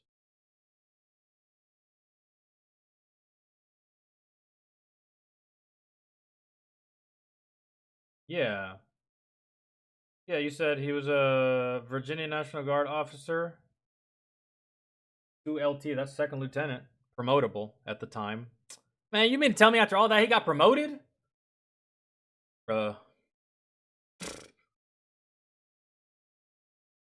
Oh, the life of an officer, man. That must be fucking nice.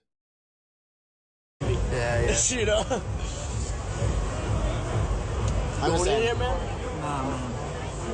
Grab your drink if you want, bro. Alright. Thank you. No problem. A lot less people would be a lot less cool than we are about it. Huh? A lot less people would be a lot less cool than About what? About what? I'm talking to him about it. His buddy. To what? I'm talking to him about it, man. About what, though? About him misrepresenting the United States military uniform.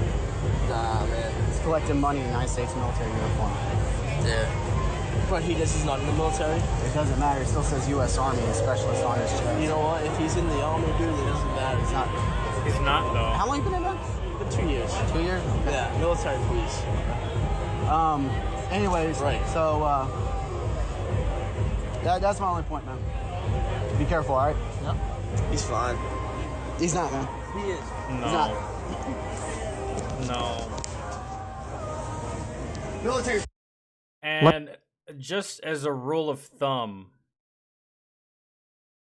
we don't like. It's not a rule.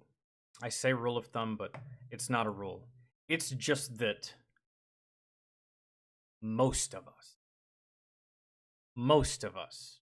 once we get out of the service, we never put that uniform back on. Ever. Man, like I said a couple of days ago, unless it's for like your buddy's funeral and you said you'd show up, you promised him you'd show up in uniform, or your daughter's wedding and she wants you to wear it. I'll let it slide. I understand. Enjoy the festivities, or for the funeral, enjoy the arrangement, I suppose. But we never put it back on when we get out, man. So when you see someone out wearing it, you automatically think, oh, they're in right now. More than likely, probably active duty. And then you talk to them, only find out they've never goddamn served.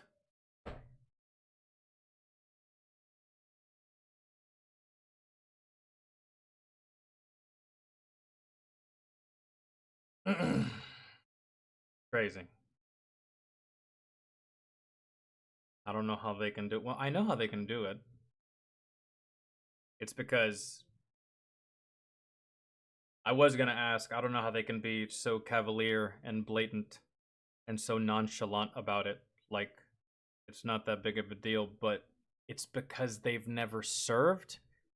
that they don't know why it's a big deal. They don't know why it's disrespectful. They don't know why people don't like it because they don't know what was sacrificed for what is being worn.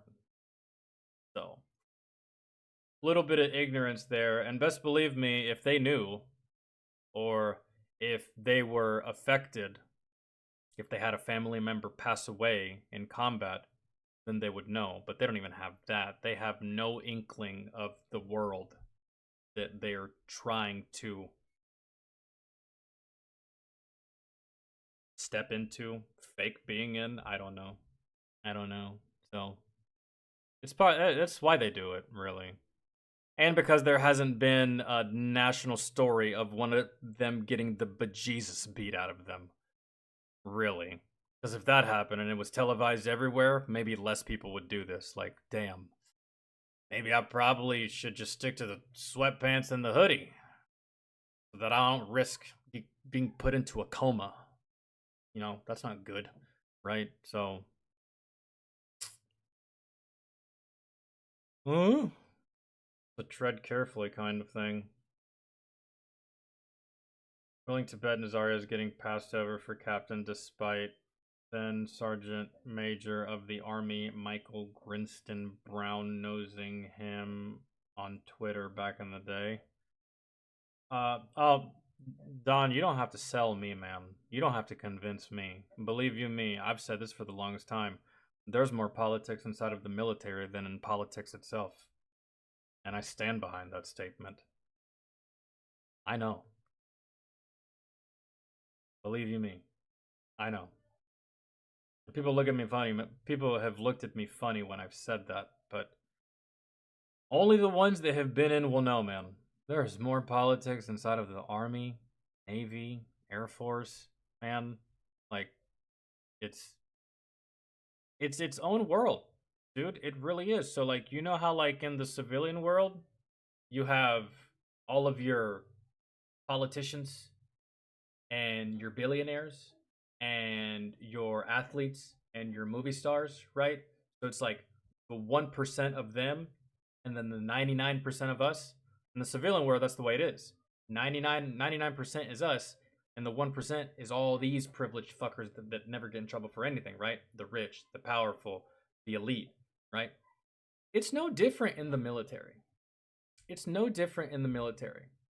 And this is the structure. Basically, the 99% is everyone under the rank of E8 is 99%. If you are E8 and above, guess what? You're Biden, man. If you're E9, you're Kamala Harris. If you're fucking if you're a 1-star general, you're Elon Musk. That's the way it is. It's not much different from the civilian world. It just looks different and it's structured different. But we're all the 99%, man. E5s and below, we're the 99%. And the 1%ers, second lieutenants, captains, generals, lieutenant colonels, sergeant majors, you name it. The higher the rank, the better the perks. Really, at the end of the day. And you're never above reproach either, so it's just like, get away with fucking anything, man. Kind of wild. It's no different.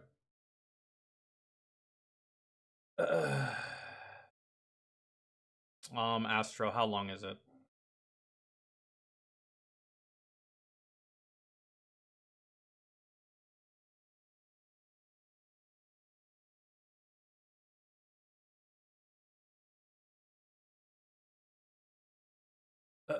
Lived it for 5 years. 5 years too long. Man. 5 years too long. That's just fucking... Yeah, give me her channel. Astro. I'll check it out. Fellow Purple Heart recipient to another. Why not?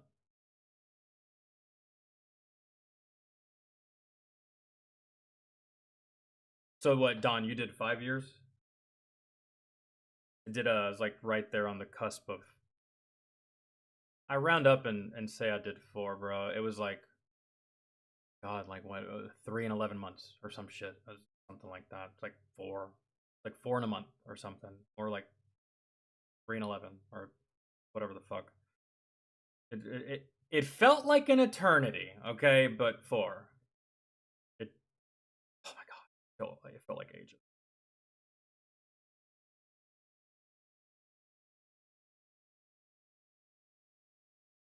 Oh, what does this say? The press and independent media aren't letting Minnesota Governor Tim Walz get away with a damn thing. Yeah. However, unfortunately, Don, lots of times what the independent media reports isn't what sticks. Unfortunately. But I hope they stay the course and they don't let this motherfucker do anything, because that's absurd, bro. That's absurd. Like, I can take, some little turd ass E2 that thought this is what he wanted to do with his future and then changed his mind and then said, you know what, fuck it, turns out the military's not for me, I'm going AWOL. Whatever. Who cares? He'll be replaced tomorrow. But bro, someone of that rank abandoning his whole fucking unit so that he wouldn't have to do combat. Sincerely, from all of us service members, fuck you. Like, fuck you, man. That's okay. It's like you put in so much effort to become a firefighter, and then the first time you had to put out a fire, you're just like, fucking quit, guys. Going on vacation to Tahiti. Remember I told you 2 weeks ago I was going on vacation? Vacation starts right now. Actually, bye! And then you just leave your team to go fight that fire without you. Nice. Nice. Okay, anyways, what's her name? Valkyrie. Okay.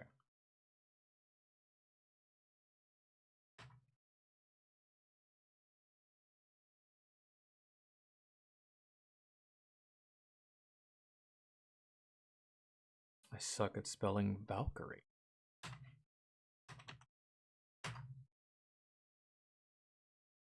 Oh, I'm sorry. I should have expanded. Wow, I'm surprised nothing Apex Legends popped up, actually, given my search history.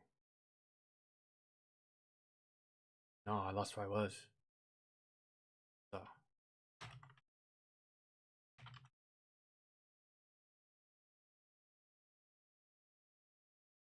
Okay.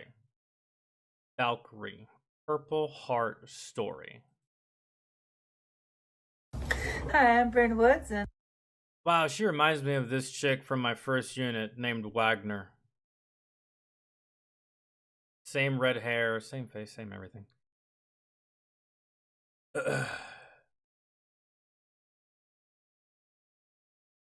I'm assuming and hoping that Valkyrie is a lot more classy than Wagner. Wagner was like the barracks hoe.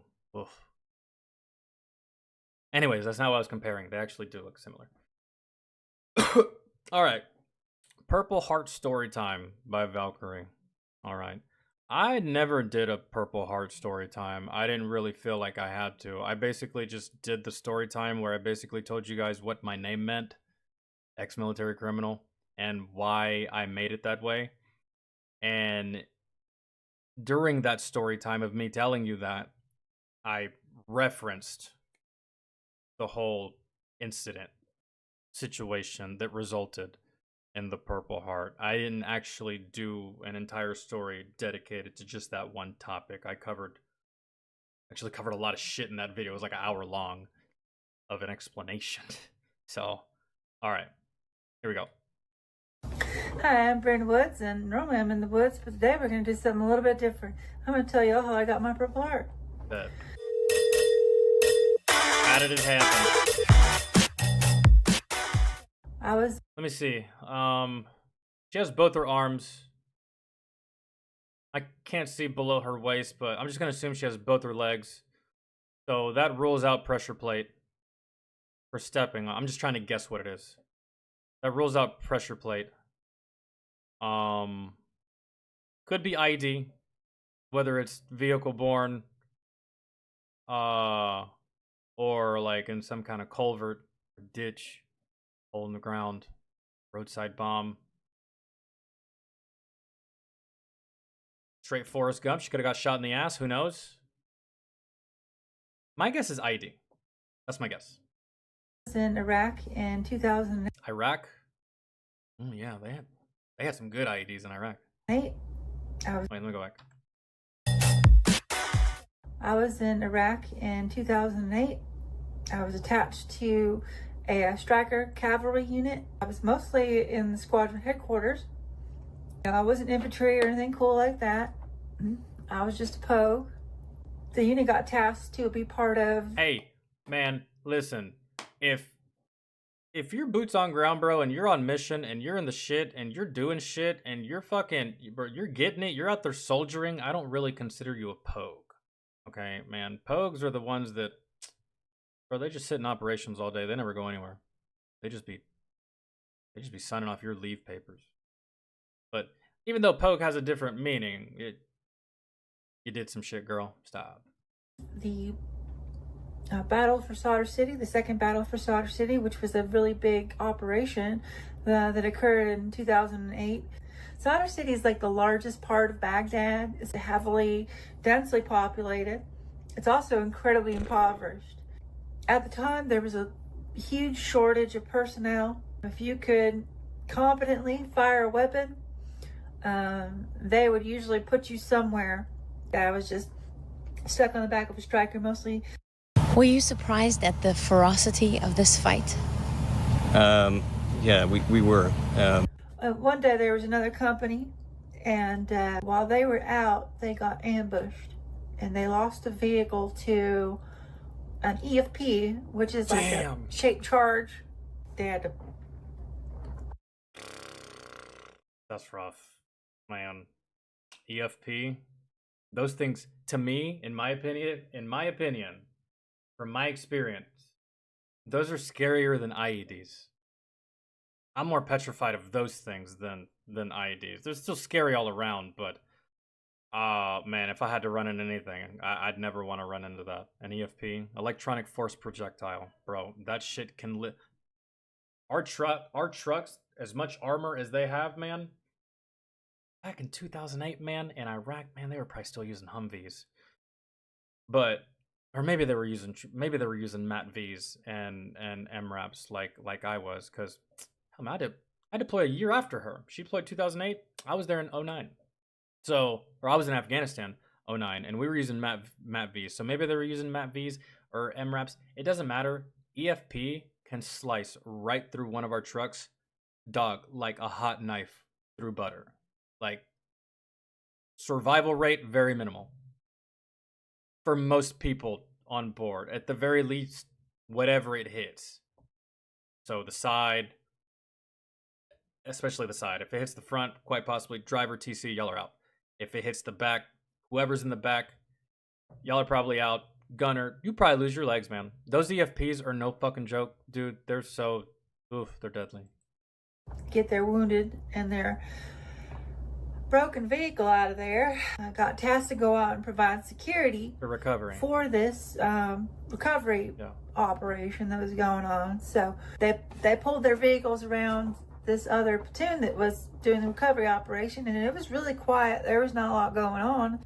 They pulled their vehicle out, and we sat there for, I don't know, another 20 minutes or so. So when they started to back out, that's when we got hit by the first IED.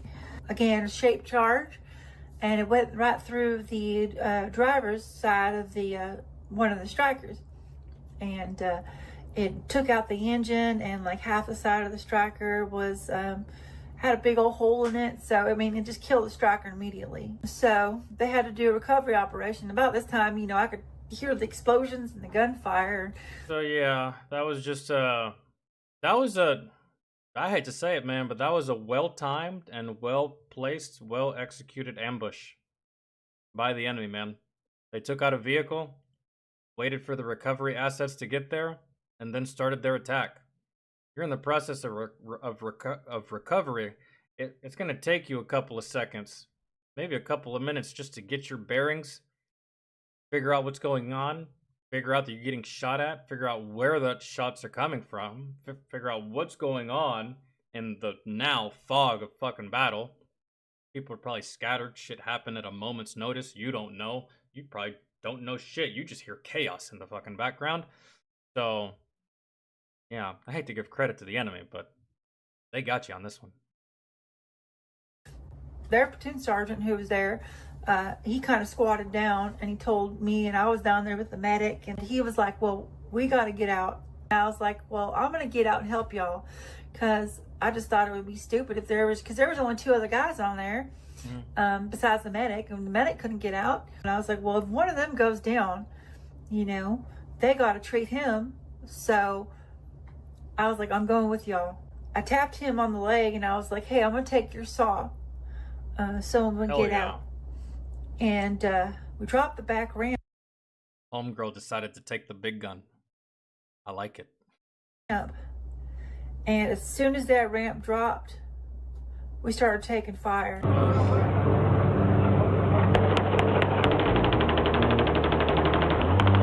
As soon as I saw where it was coming from, I just unloaded the saw onto this balcony. I mean, I dumped all of my ammo. I just shot everything I had. I saw muzzle flashes and I just started shooting. Later on, I found out that one of the dudes in the other striker was yelling at me.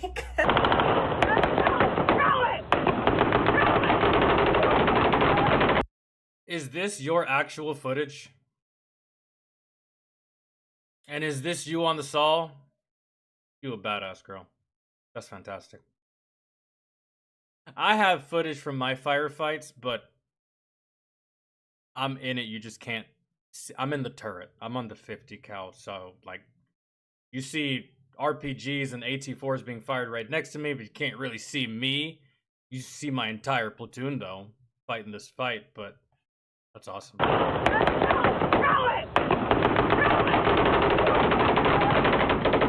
You saw that I was shooting over the squad leader's head. Yeah. I guess you're not supposed to do that. I put the saw on the ground and pulled up my M4. I went to the other side of the striker. I was looking at the side, and that's when the second IED went off. The second explosion went off, and I mean, it rocked the shit out of us. And the next thing I know, I was on the ground, and I was waking up, and I looked at the platoon sergeant. He was just kind of sitting there staring into space, because he was dazed too, and he was looking down at the tow cable in his hands, and he looked at me, and he held it out in front of him, and he said, "Here, hook it up." And I was, wait, what was he holding? Hold on.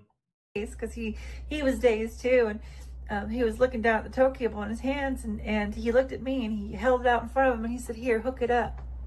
And I was like, okay. So I got on my back and I crawled underneath the vehicle, and I didn't realize right away that I had to screw it in. I thought you just push it in. So I got that in there, and somewhere in the middle of it, I passed out again. They were kicking me, and later they told me they thought I was dead. Jesus Christ. I could hear rounds hitting the ground around me, and you know. Girl, that's what. Jesus Christ. Jesus Christ. Yours is actually worse than mine, man. Like, good Lord. So, get rocked with an IED, and then I couldn't really hear what your TC gave you. Platoon leader, TC, your truck commander. I didn't hear what he gave you. He gave you something that you had to go under the truck to screw in. That's neither here nor there.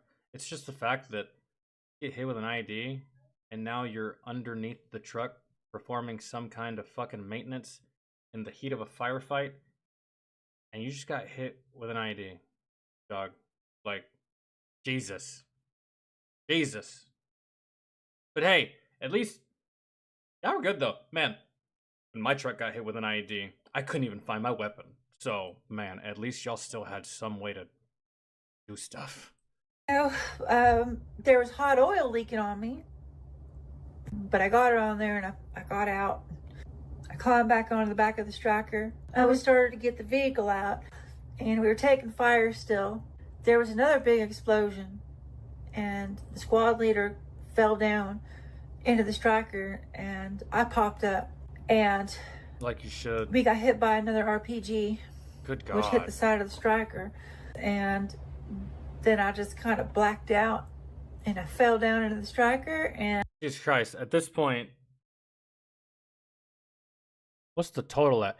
Good God, man, y'all got hit so hard, man. Jesus. Around how long was this firefight? This one seemed like it lasted a minute. Man, it really does. So at this point, you've been hit with 2 IEDs and an RPG. And small arms fire.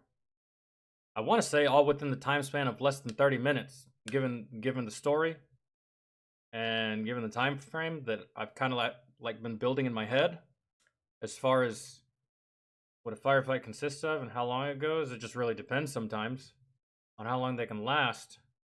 But you got to remember they're in a convoy, so they're on the move as well. So shit. I had a day like this, man. It was a truck rollover, IED, and then indirect fire, and then small arms, and we were trapped. We were funneled between 2 big ass mountains, and there was no way to fight it. We had to dip. We literally just squad leader hit the gas. Let's go. We can't do anything. We literally couldn't do anything in that moment. We had to ditch the driver. The driver was dead. We couldn't find him or the vehicle. We couldn't even recover it. And I had a day like that, man. It was shitty. And we couldn't even fight. We were in the worst position to fight. All we had to do was just move. Hit the gas and just kept going. Said, fuck you, we're out. We'll see you on the way back, I guess. Because we did have to go back that way to return from our trip. And so, yeah, that was just good. What a busy day. And goddamn, girl. That's when the medic started treating me. Because I thought I was bleeding. Because I was covered in hot fluid. But it was just oil. Finally, we got out of there. A tow cable. Got it. I didn't hear. I forget that all of this was part of a recovery operation. And we got back to the base. The armor had been destroyed. There was not shit we could do to our Wait, damn. Dude, those strikers are fire. Actually, I always saw them, but I never knew what they could do. This striker took two IEDs and an RPG and is kind of sort of still moving along. Given her story, she hasn't said that the vehicle is completely busted. Because when my MRAP got hit with 1 IED, bruh, we fucking went airborne and we flipped. My truck was sideways. There wasn't shit we could do. We were literally sitting ducks, and we were scout trucks, so we were literally out in the middle of nowhere by ourselves. Man, I don't. The enemy really dropped the ball, because had they moved with more of a quickness or more of a ferocity, they could have killed us. They could have ran inside the truck and killed us. My convoy was like 100 meters behind us. They hadn't even reached us yet. So, luckily, it was just 2 little motherfuckers, bro, and it was a command wire, and they got by air support, because I think Apaches rolled up not too long after, and they got. I think, and I heard them get got too. It was glorious. It was funny. But yeah, these strikers are great. Shit. And so they had to bust it open. I made it about 5 feet, and I passed out.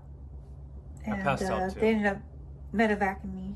I was medevaced back to the States, and that's when I got my Purple Heart. I got it for, my TBI. I had to go through quite a bit of rehabilitation, and I lost my equilibrium because it blew out part of my ear. And had a surgery, and things are going better now, but that's it. I mean, that's how I ended up getting my Purple Heart. If you stayed to this point, thank you very much. Well, that's good, man. That's absolutely fantastic. First off, thank you for your service, and that's fantastic. Debt of gratitude for the Purple Heart. And hey, man, as one Purple Heart recipient to another, just be grateful because there's other people that have the same award that we have, but they don't have all 10 fingers. They don't have both arms. They don't have both legs. So, you know, an equilibrium problem, you'll tough that out. You'll live that. But it's fine. Really. Mine was just, you know, fucked up ankle, internal bleeding, TBI, the whole nine, blah, blah, blah. Except, differently from you, Valkyrie, when my truck got hit with an IED, we got medevaced from the site of the explosion to the ICU in Bagram, and then we stayed in the ICU, we did recovery, and not even a month later, we were back on mission. Back on the road, back running convoys, back to the daily shit. I didn't get to go home. But given that your situation, I'm going to say right now, your situation was a whole hell of a lot more dire than mine, I feel. That firefight that you went through was hellacious. A firefight didn't follow the IED that hit me. My IED was just like, boom, explosion, a crash, and then dead silence. I couldn't even hear my friends breathing. I thought they were dead, but they were alive. They were just concussed. Dead silence. I heard nothing. Man. And that in itself was petrifying, that I couldn't hear anything.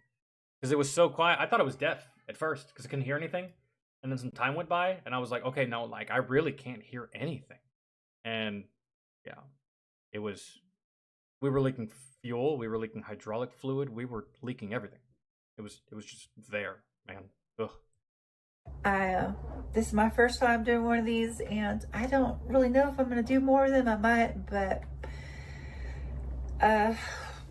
just let me know what y'all think. And I think that's the first time you've ever told that story on camera. Seemed a bit nervous, a bit flustered. A bit like maybe you fell into your feelings a little bit during the story. I understand, bro. You're reliving a traumatic experience. You're reliving quite possibly the worst experience of your life. Really.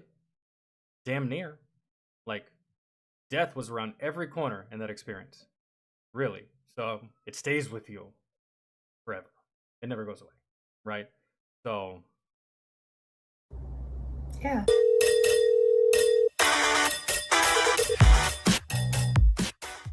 That was great. I think that's the first time I've ever watched someone else's Purple Heart story. I've seen videos of like people's military careers and like the amazing shit they did, right? But never just like a Purple Heart story from just like a one singular individual speaking from their perspective. I don't think I've ever watched one of those before, from another creator at least, right? So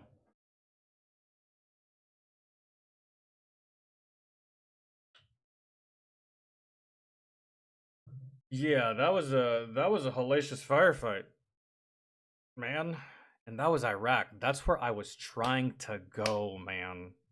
That's what I was trying to do. That's where I wanted to be. Really. Like, and I know that there's some Iraq veterans, especially, you know, the ones that come from the Fallujah era, that are gonna say, nah, man, you didn't want to come here. You don't want to go there. Because of their experiences. But fuck, man. Sure as hell beat walking the empty fucking streets of Afghanistan. Looking for I don't know. I don't know what we were looking for. Maybe we were looking for Osama at a time, but I think we said fuck that plan.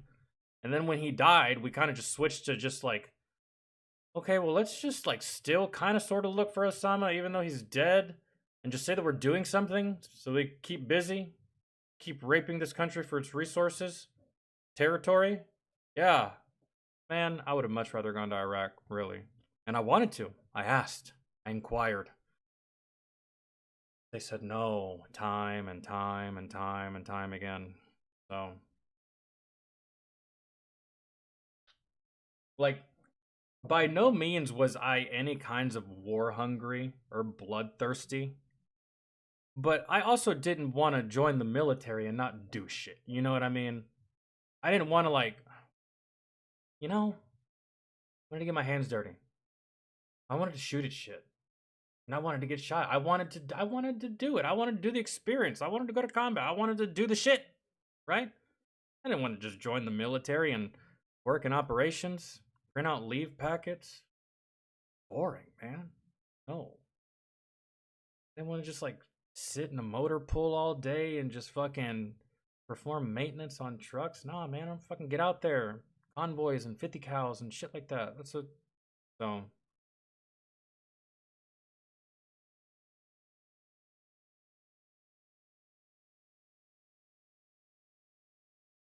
I didn't want to go to the dance and just not dance, if that makes any sense. So, there you go. It is what it is.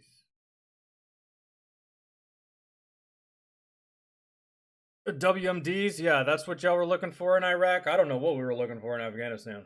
I think in Afghanistan we were looking for Osama for a time, and then I don't know what we started looking for, man. Because the alternative is even more embarrassing than looking for Osama, even though he was dead. The alternative is that we were there for 20 years for Hearts and Minds. Look where that got us. No goddamn where. Like, fuck Hearts and Minds. That shit didn't work. It just never worked. That shit didn't work the first year that we were there. And it damn sure wasn't working the 15th year that we were there. Man, I saw firsthand. Hearts and Minds didn't work. It didn't work. And on the off chance that it did, it only lasted you 2 to 3 months, because then the Taliban would come right back in and re-threaten all these fucking people, and guess what they're going to choose every time? They're going to choose their family over you. They don't know you. You're just an American soldier. They'll sell you out in a heartbeat if it means that their son doesn't get killed. So, like, I mean, there's no progress there. So I just keep telling people we were looking for Osama, because the alternative is just more stupid. There's a new South Park? Are you asking me or telling me? Oh, you see it on my thing. South Park, new exclusive event now streaming. The end of obesity on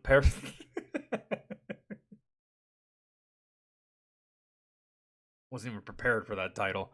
But, yeah. The end of obesity on Paramount Plus. Uh-huh. South Park, there you go. You got yourself a new episode. Oh, shit.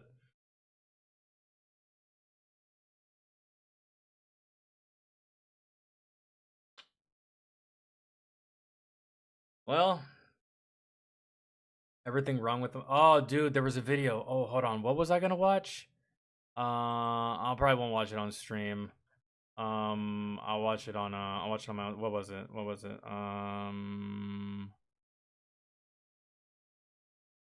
Did I not put it on here? No. I didn't put it on here. That's unfortunate.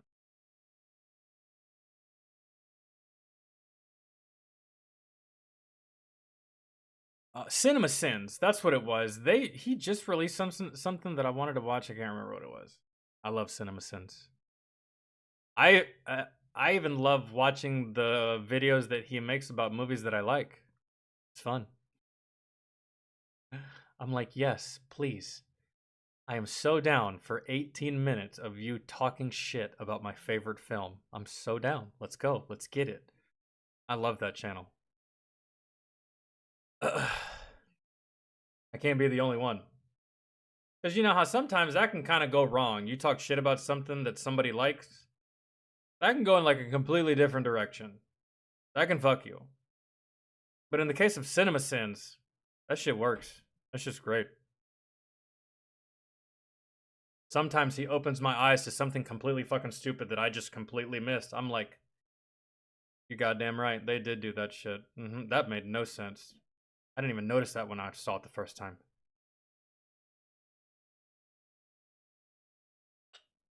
What is Ozempic? I don't know what that is. What is that?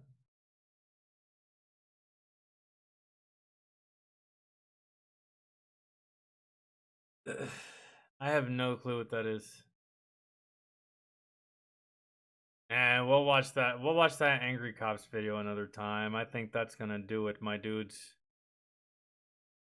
That's gonna do it for the stream. Thank you to all of you that joined in. Thank you to all of you that hung out. Thank you to all of you that chilled and or donated. I love you the most. Those that were here at the beginning and you're still here, you're fantastic. I appreciate you the most. And yeah, I'm serious about going to see Deadpool tomorrow, so I may not go live, guys. It depends on when I get back and it depends on when I go. So I just gotta find a theater. Really. Maybe.